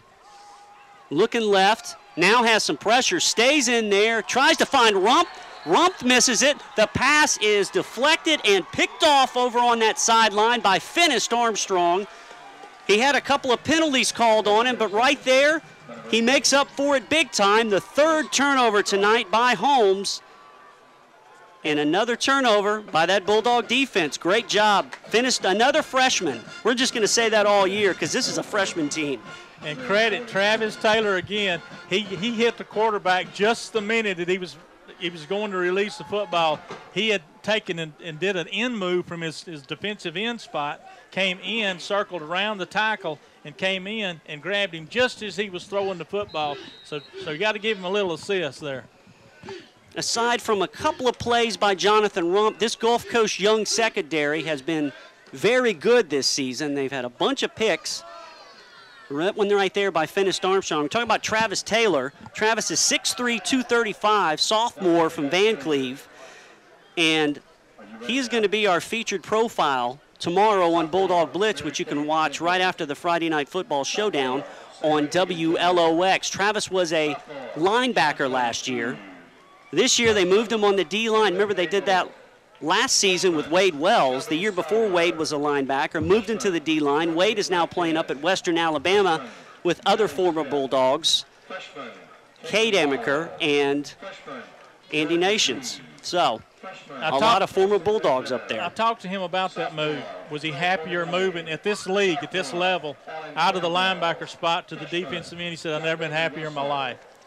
He is taking advantage of that move. He's been terrific tonight. One sack at least, some pressures, and some big tackles. A pressure there led to an interception. 30 seconds to go here in the third quarter. Gulf Coast now comfortably in front, 35-12 after the finished Armstrong interception.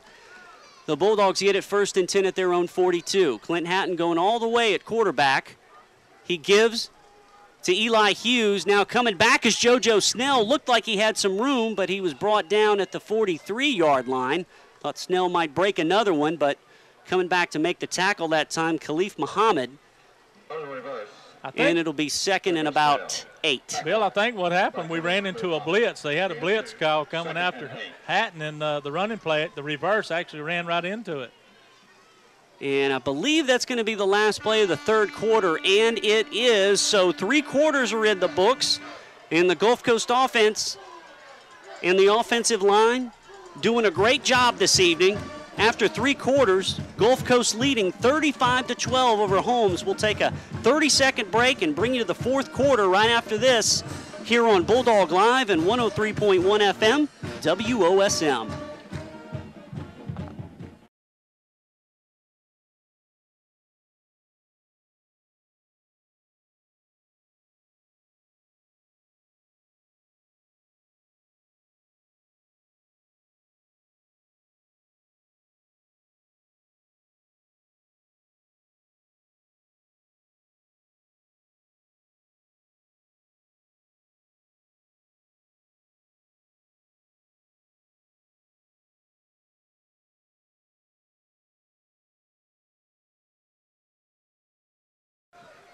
Back at Goodman, Mississippi, Bill Snyder, Jimmy Davis, Jeff Shepard on the sideline after 3 quarters. Gulf Coast leading Holmes 35-12. Jimmy, is that a gust of wind?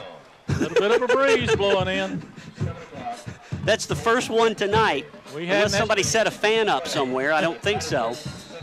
You know, we hadn't given enough praise to our offensive line tonight, but they have really done a great job. I mean, very few penalties called on them, and just drive blocking like crazy. That's where the Bulldogs have had experience. As up the middle goes Eli Hughes, breaking 1 tackle, and before he can get to the 50, he's brought down right at the 47, so a gain of about 3 with 3rd down coming up for Gulf Coast. And yeah, you're right, the offensive line, last week at Kahoma, this week here at Holmes, they have dominated the line of scrimmage. I know that I was a lineman, and I know you don't get a lot of respect, but those guys deserve a lot. They have really played their hearts out.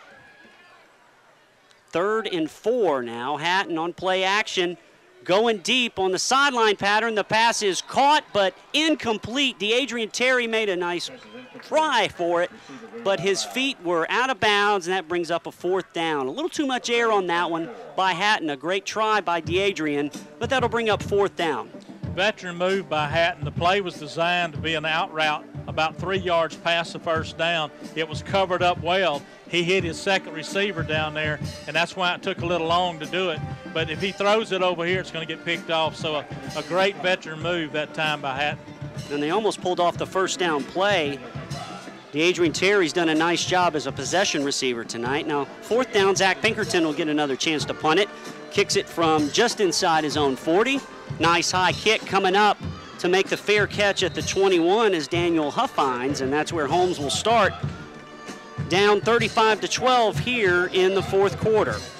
Well, we got to get this one over with and get ready for next week. If you hadn't made plans for next Thursday night, you want to be at ALMA Memorial Stadium. Kickoff 7 o'clock as the Bulldogs take on the Hines Eagles.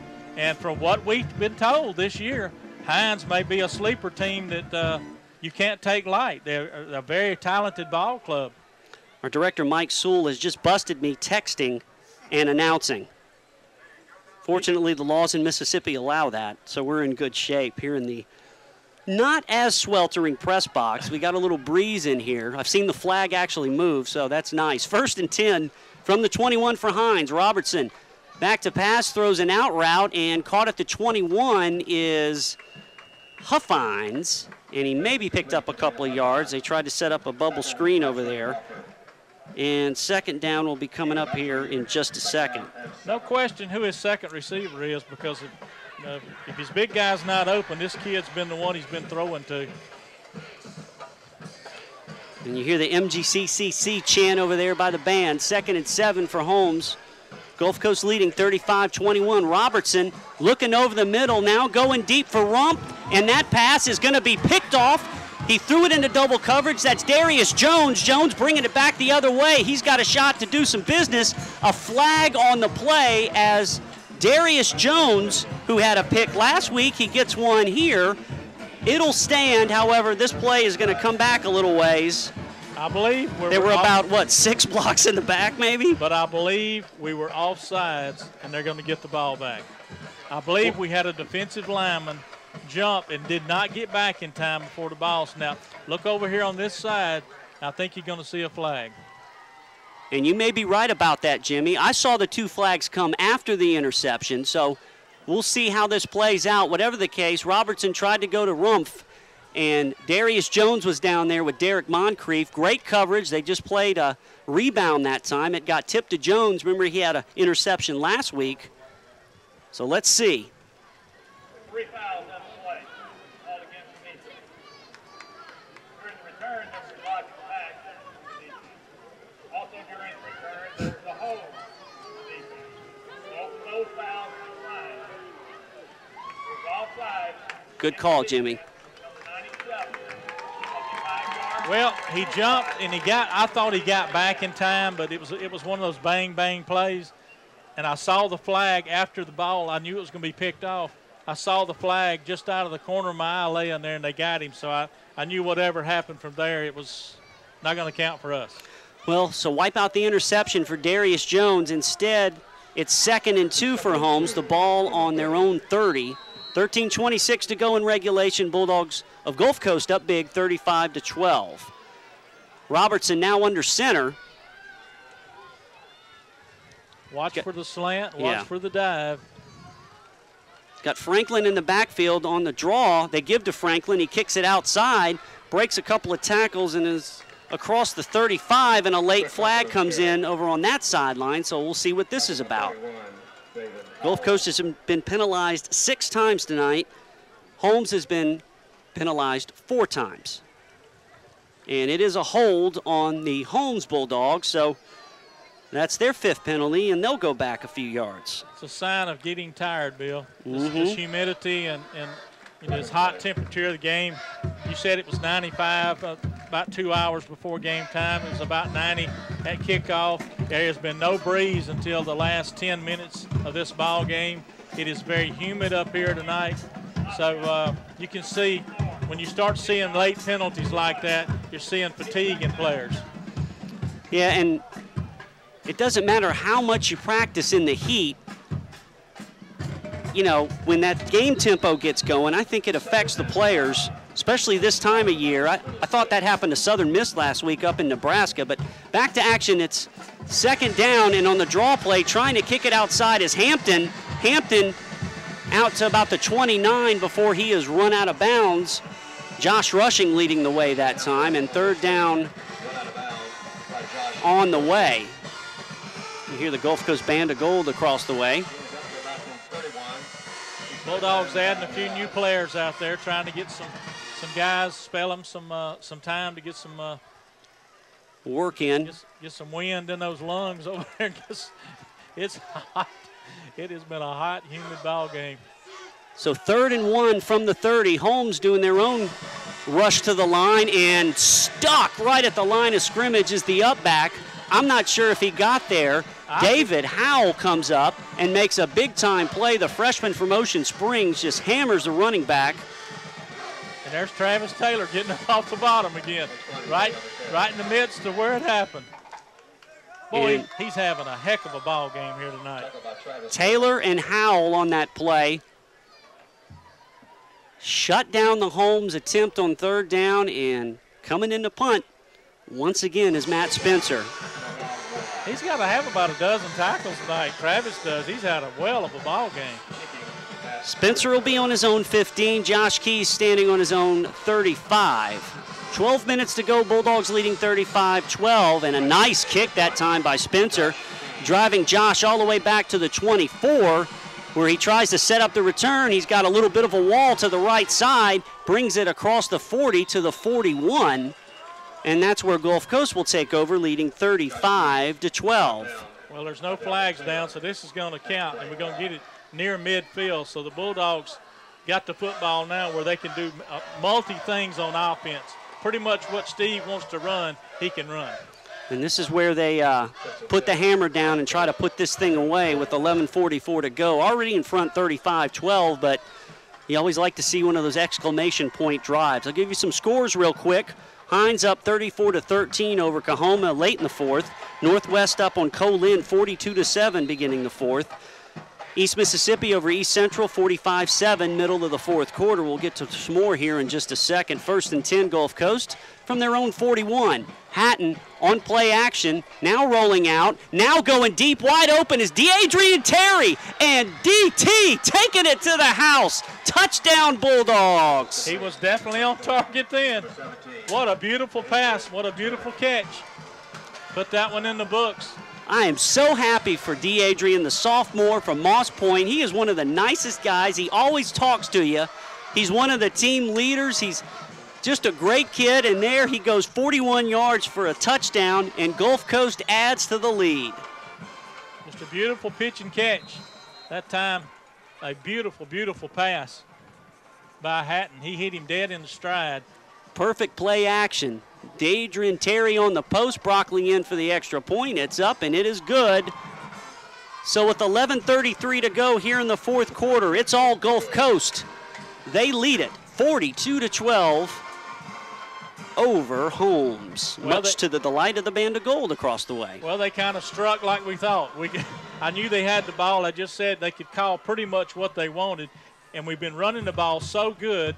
He play acts, gets the time, great play action, had some time to throw the football, stepped up in the pocket, hit Terry on the run for a beautiful touchdown.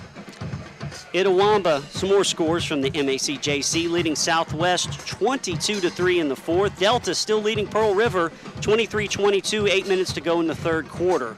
So we'll keep our eye on that one. And like I said, I know D'Adrian, he's always one of those, hey, what's going on, how you doing? Just a nice kid. We used to talk to him at basketball games last year, just shooting the breeze.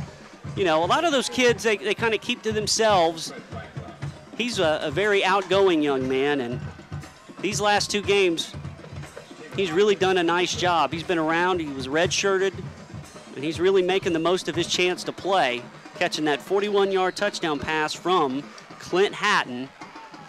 And Gulf Coast leads at 42-12. The kick by Broccoli, taken at the goal line by Bass. Bass is going to bring it out to the 10, and he is upended right there at the 10. JoJo Snell, Trey Wofford down there. Also, Donovan Smith and the Gulf Coast special teams continue to cause havoc. That was a pretty rough tackle. He caught him in midair and slammed him to the ground. One of those wrestle moves. Hatton, his second touchdown of the night, his fifth of the season. Well, his stats are getting on up there, I tell you. He's got to be looked at right now, even though we ran the ball a lot tonight. As far as percentages go, he's got to be looked at one of the top quarterbacks in the Mississippi JC right now. I think yardage-wise, he was like third or fourth. Somebody threw like 6 or 7 touchdowns. I think it was Itawamba's quarterback, had a big game last week, numbers-wise. But Hatton's done a great job so far in the first 2 games. Gulf Coast up 42-12. Now running the ball is Bass, and he'll go nowhere. In fact, it looked like he lost a yard. Do you feel like they've went through their playbook and it doesn't seem like anything's really biting off of this defense? Yeah. They've really exhausted themselves on about the only thing that has worked in the last quarter and a half or 2 quarters has been the bubble screen and the wide receiver screen. So other than that, nothing has really happened. All right, on play action, it's Robertson. In trouble, going down, Travis Taylor once again. Had a little help, too, on the offensive or defensive line for Gulf Coast. In there with him is Sherman Boyd. We've called just about every freshman's name tonight. You got to check the score. It's 41-12, not 42-12. I thought the extra point was good, but apparently it wasn't. But no harm, no foul. Gulf Coast still up big here in the fourth quarter. And I kind of wonder why he play faked, because he hadn't been running the ball, and what time they have, it hadn't worked. He play faked then, gave Travis that one extra step to get in there. 10:03 to go in the ball game. Gulf Coast up big, 41-12 on Holmes. Holmes 3rd and 15 from their 6. Robertson in trouble, sacked in the end zone. That is a safety. Wow. Coming in, Sherman Boyd and Whitney Richardson. They met at the quarterback and put 2 more on the board for the Bulldogs. That was with authority. There's no doubt about it. That was a lick.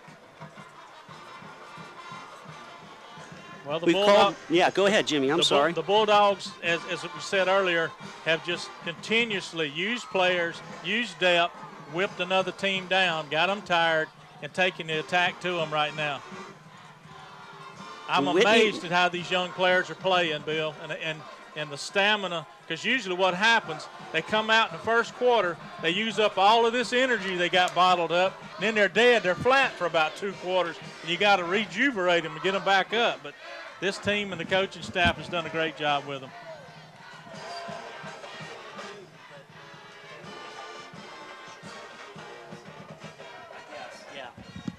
One of the Holmes radio guys was asking us about the extra point, too, so it wasn't just me. One said good, one said no good. You know, you got a 50-50 shot, I guess, in that point. Whatever the case, doesn't matter. After the safety, it's 43-12.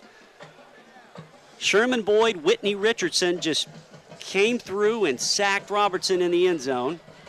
And the best part about a safety, free kick back deep to receive it, Xavier Bingham. And Elijah Hughes. I want to see Bingham stretch one out. I think he can get up and down the field pretty fast, too.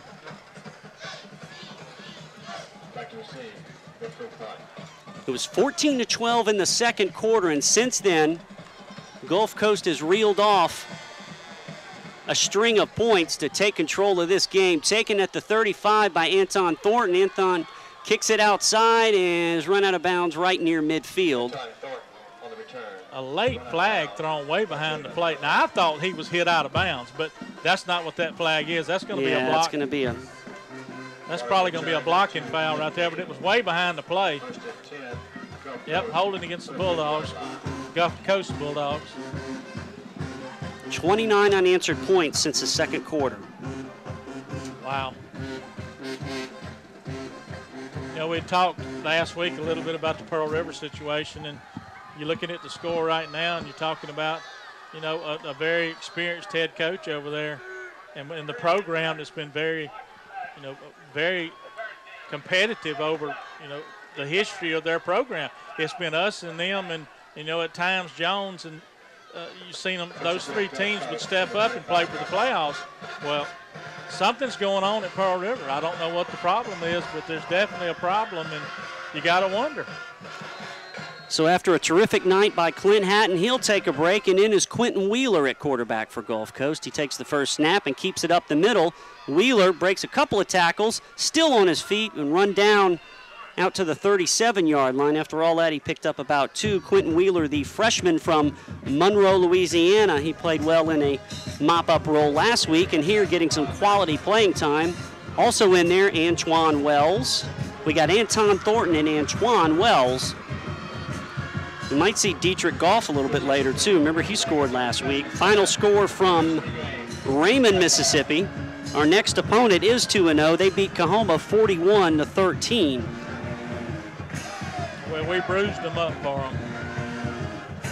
2nd and 7, 9:03 to go. Wheeler, 2 running backs in the backfield. Fakes it up the middle, then pitches. That is Antoine Wells. He's got some room across midfield and run out of bounds or near the sideline at the 46-yard line. A nice, tough run by the freshman Antoine Wells, and that's another Bulldog first down. Antoine, the freshman from East Central. Watch that kid play high school. He did an excellent job with a program that's been struggling over there, but a great, great athlete, a good running back. 1st and 10 Bulldogs. The ball on the Holmes 47, 8:30 to go. Gulf Coast up 43-12. Wheeler Gives it up the middle. Eli Hughes, big hole, taking it down to the 41, and you got to figure they're going to break another one here in just a second, the way it's going. We got some freshman linemen, second-line linemen out there too right now. Told you Hines beat Kahoma. Backup quarterback Anthony D'Angelo, they scored 33 points with him under center tonight. Interesting. East Mississippi takes care of East Central 51-7. No surprise there for the #1 team and defending national champs. Now Wheeler keeps it, takes it across the 45, across the 30, and down to the 28. He was a couple of steps away from breaking one. And another Bulldog first down, 7:41 to go. These kids, I tell you, they keep bringing them in, but our coaching staff has talked a lot about this young man, the athletic ability he has. He's not the drop-back pocket passer that you'll see in Hatton, but what attack he has and the speed he has to run the football. And he can throw it. Just two dimensions that defenses have to worry about. From the 29, 1st and 10, now the pass outright, caught by Donovan Smith. Donovan Smith breaks through and run out of bounds at the 10-yard line. Another Bulldog first down, and I'll give you two guesses what class Donovan Smith is. He's got to be a freshman. You're exactly right, and he does some business right there. Another first down for Gulf Coast. 7:12 to go. Gulf Coast in danger of putting a 50 spot up on Holmes. Ball on the 14, 1st and 10. Quentin Wheeler in at quarterback for this series. He takes the snap, gives up the middle. It's Dietrich Goff, and Goff takes it down to the 10-yard line. Goff scored from 3 yards out last week. He's 6'3", 235, and a running back from the kill. Yeah, I stood by him when they were down there doing their warm-ups. He's a man. He's a legit. Antoine Wells back in the game at running back, along with Eli Hughes. Wheeler is flanked by both of them. 6:30 to go. Bulldogs in control, up 43-12. Play coming in from the sideline. Let's see what Coach Campbell calls. Donovan Smith and Justin Brister are your wideouts. They're spread outright. Now Wheeler's got what he wants. Takes the snap, gives to Thornton on the sweep. He cuts it inside, and Thornton is brought down just inside the 10 at the 9-yard line. He'll pick up about 4. Third down coming up. There's no trick about it. When they line up in that formation right there, they're going to run the football. They're even telling Holmes, we're going to run the football. We're not telling you where we're going to run it, but we are going to run the ball. Well, at this point, really doesn't matter the way the Bulldogs can run it. Got to give Holmes a lot of credit. They hung in there, but this 29-point outburst by Gulf Coast was too much for them. As Wheeler takes it on third down, now he runs it up the middle, breaks one tackle. Good pursuit by Holmes to bottle up Wheeler for little or no gain. Fourth down coming up, 5:23 to go. And it looks like Stephen Broccoli will get a chance to put 3 more on the board for the Bulldogs.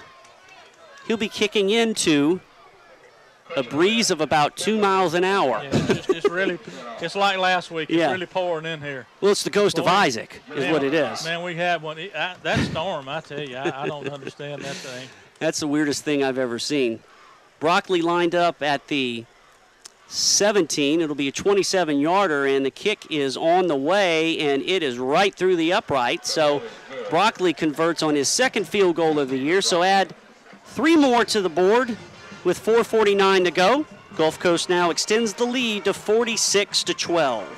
It's been a different played ball game. It took a while for us to get the momentum going our way because they came out with some different things, some different looks that we hadn't seen.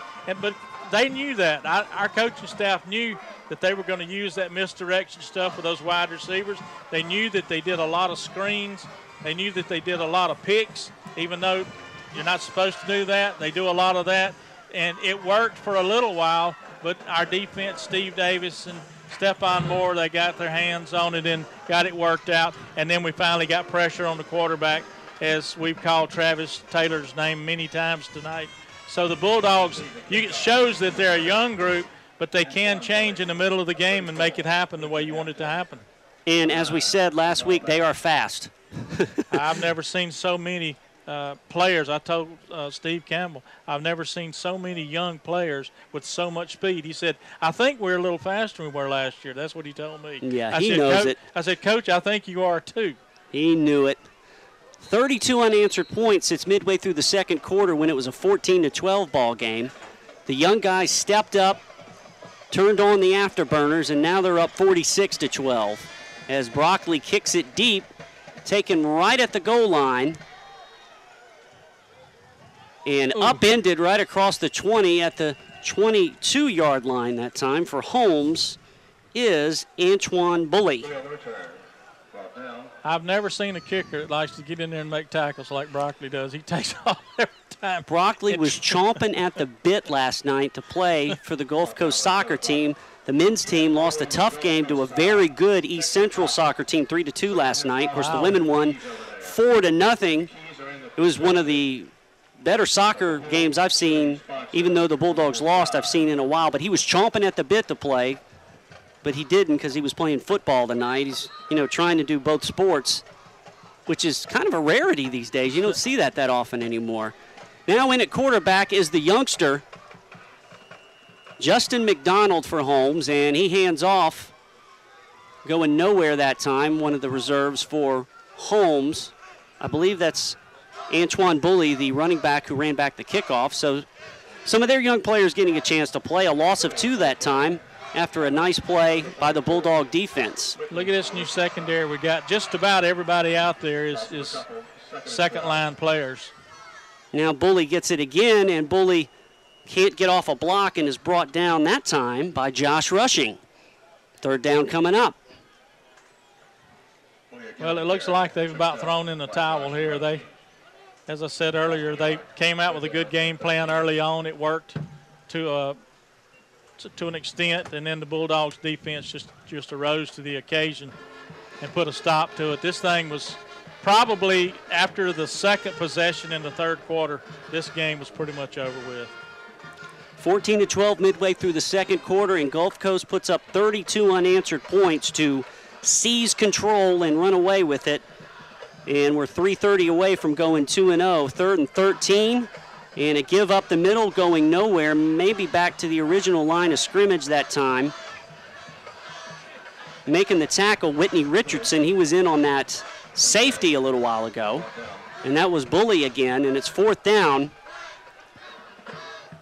This is pretty much concession time with 3:05 and the clock running. You see the Band of Gold, they've done a great job tonight. Good to see them make the trip. It really was. I was glad to have them up here tonight. And there was a good crowd here from the home side as well. I think they see the promise of a solid football team. Tough night tonight.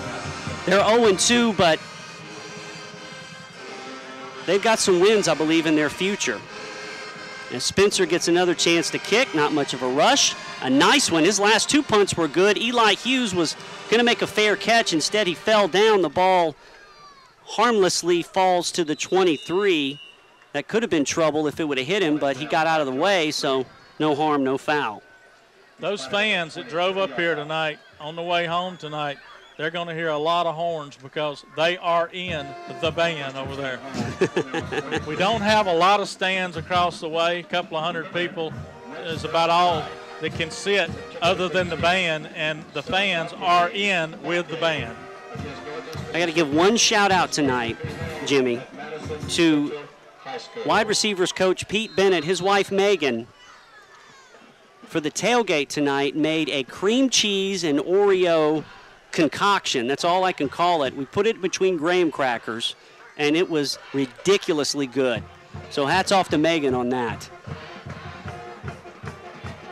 Of course, we always have our tailgate set up by Brenda Davis, the wife of defensive coordinator Steve Davis. Quentin Wheeler in at quarterback. Eli Hughes has the corner. Oh, my gosh. He is just hog-tied on a face mask call by Quay Watt. You know, if he don't grab that face mask, he may take the distance. He may go. He's probably the fastest player out there right now. He grabbed him and grabbed him good. That's dangerous. And that's going to be a 15-yard penalty by Quay Watt, a freshman from Abbeville, South Carolina. Well, you got your college picks for this weekend. You got, you got a big SEC matchup, Mississippi State and Auburn. I really think it's State's time to beat Auburn. They were so close last year, and they got them in Starkville. I think that's going to be State's game.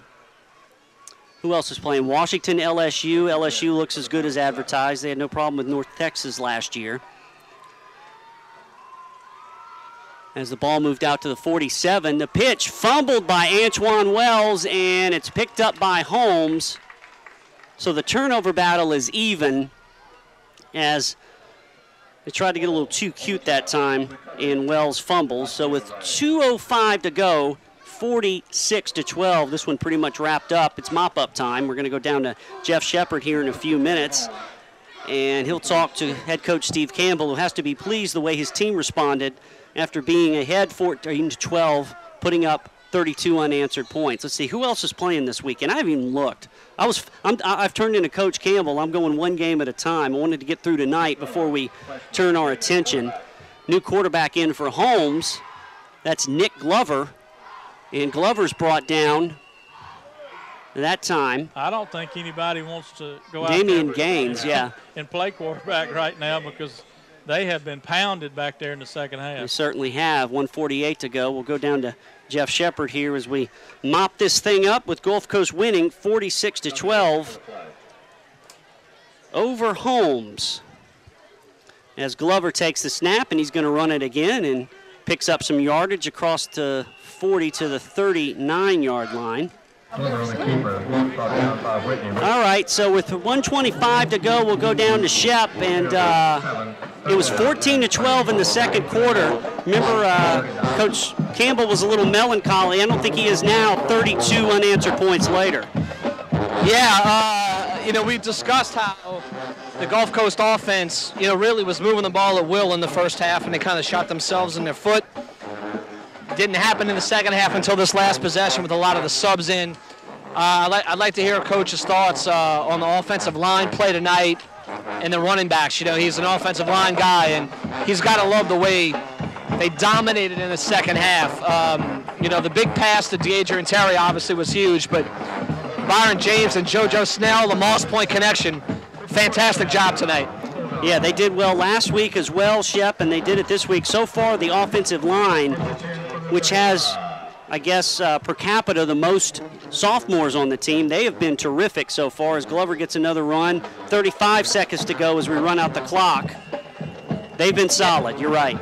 And, Bill, I think that, the Gulf Coast passing game is good. It's not great, and so, I think that, we're going to see Byron James and Antoine Thornton and JoJo Snell and, all these. I heard Coach Stevon Moore saying something when Byron James got hurt, going, hey, we got 5 running backs. Just put them out there. Just go. So, he understands that, especially with the defensive backs. As Glover here on the last play of the game, doing a nice job, and he got hammered, and that's going to do it as Gulf Coast wins it 46-12 over Holmes. Gulf Coast now 2-0 in the year, Holmes at 0-2. And we'll keep it down there with Shep as he looks for Coach Campbell. Coach Campbell going over to shake hands with Holmes head coach Jeff Kuntz, who's got a pretty solid ball club there. Yeah, I don't think they have enough. They've got some athletes, they've got some talent, but, Gulf Coast is the 4th-ranked team in the country, and for the first 2 weeks of the season, they played like it. They put up some impressive numbers, some impressive points on the road. We get to go play a home game next weekend, which will be nice. But, through 2 weeks, I think, Coach Campbell's got a lot to be happy about. And, Shep, I'm going to leave you with this before you go get Coach Campbell. For some of the players playing in this heat, their muscles are as soggy as a used tea bag. Thank you. Good night, everyone. Yeah. Little Foghorn Leghorn for you, since we're north of Jackson. And here comes Coach right now, Bill. Okay, take it away. All right, Coach, thanks for joining us. Halftime, we talked about you. You didn't have a lot of emotion like you normally have. Maybe the team, you felt was playing flat. In the second half, you had to love the offensive line play specifically, right? We got it together and played a lot better in the second half. When I talked to you at halftime, I was pretty concerned and disappointed, and and how we played in the first half. You know, we put the ball on the we had, I guess it was 1 interception and 1 turnover, which we didn't have any turnovers in week 1, and we had 2 turnovers in week 2 that killed it. You know, we scored 21 points, and the twice we didn't, we turned it over, and then I think we had 1 where we stalled ourselves. So you know, that was disappointing, and I knew we had to get some things corrected, but guys pulled together. And you know, last week I think we had to play we didn't have to play a full 4-quarter game. This week we played, you know, it took us a full, at the half it could have went either way. Yeah. As we go and go and go, it's going to get tougher and tougher and tougher. So I was pleased with the way the guys responded. Still hadn't played 4-quarter football game yet, but I was really pleased with the way we had to respond at the half, and they did. How about your tailbacks from Moss Point, JoJo Snell and Byron James especially? I don't know, whatever they ate in pregame today, I would serve it up to them the rest of the season. Byron specifically, too. I mean, he was quite nimble tonight. Hey, Byron played great. JoJo played great. And then what about Adrian Terry, your Moss Point? Absolutely. So we had a lot of Moss Point touchdowns today. Really pleased with our Moss Point. And then Gula, Anton Thornton from Gula. Sure. Yeah, Jackson County. You know, we're County. contributing all over the place. Jackson County was great. One question for you. After 2 games, everybody's always wanting to know about quarterback play. You know, passing game, it doesn't seem like it's going to be dominant this year, but it's adequate. I think it's going to sustain us. You know, it'll convert some, you know, thoughts on the passing game through 2 weeks. Very pleased.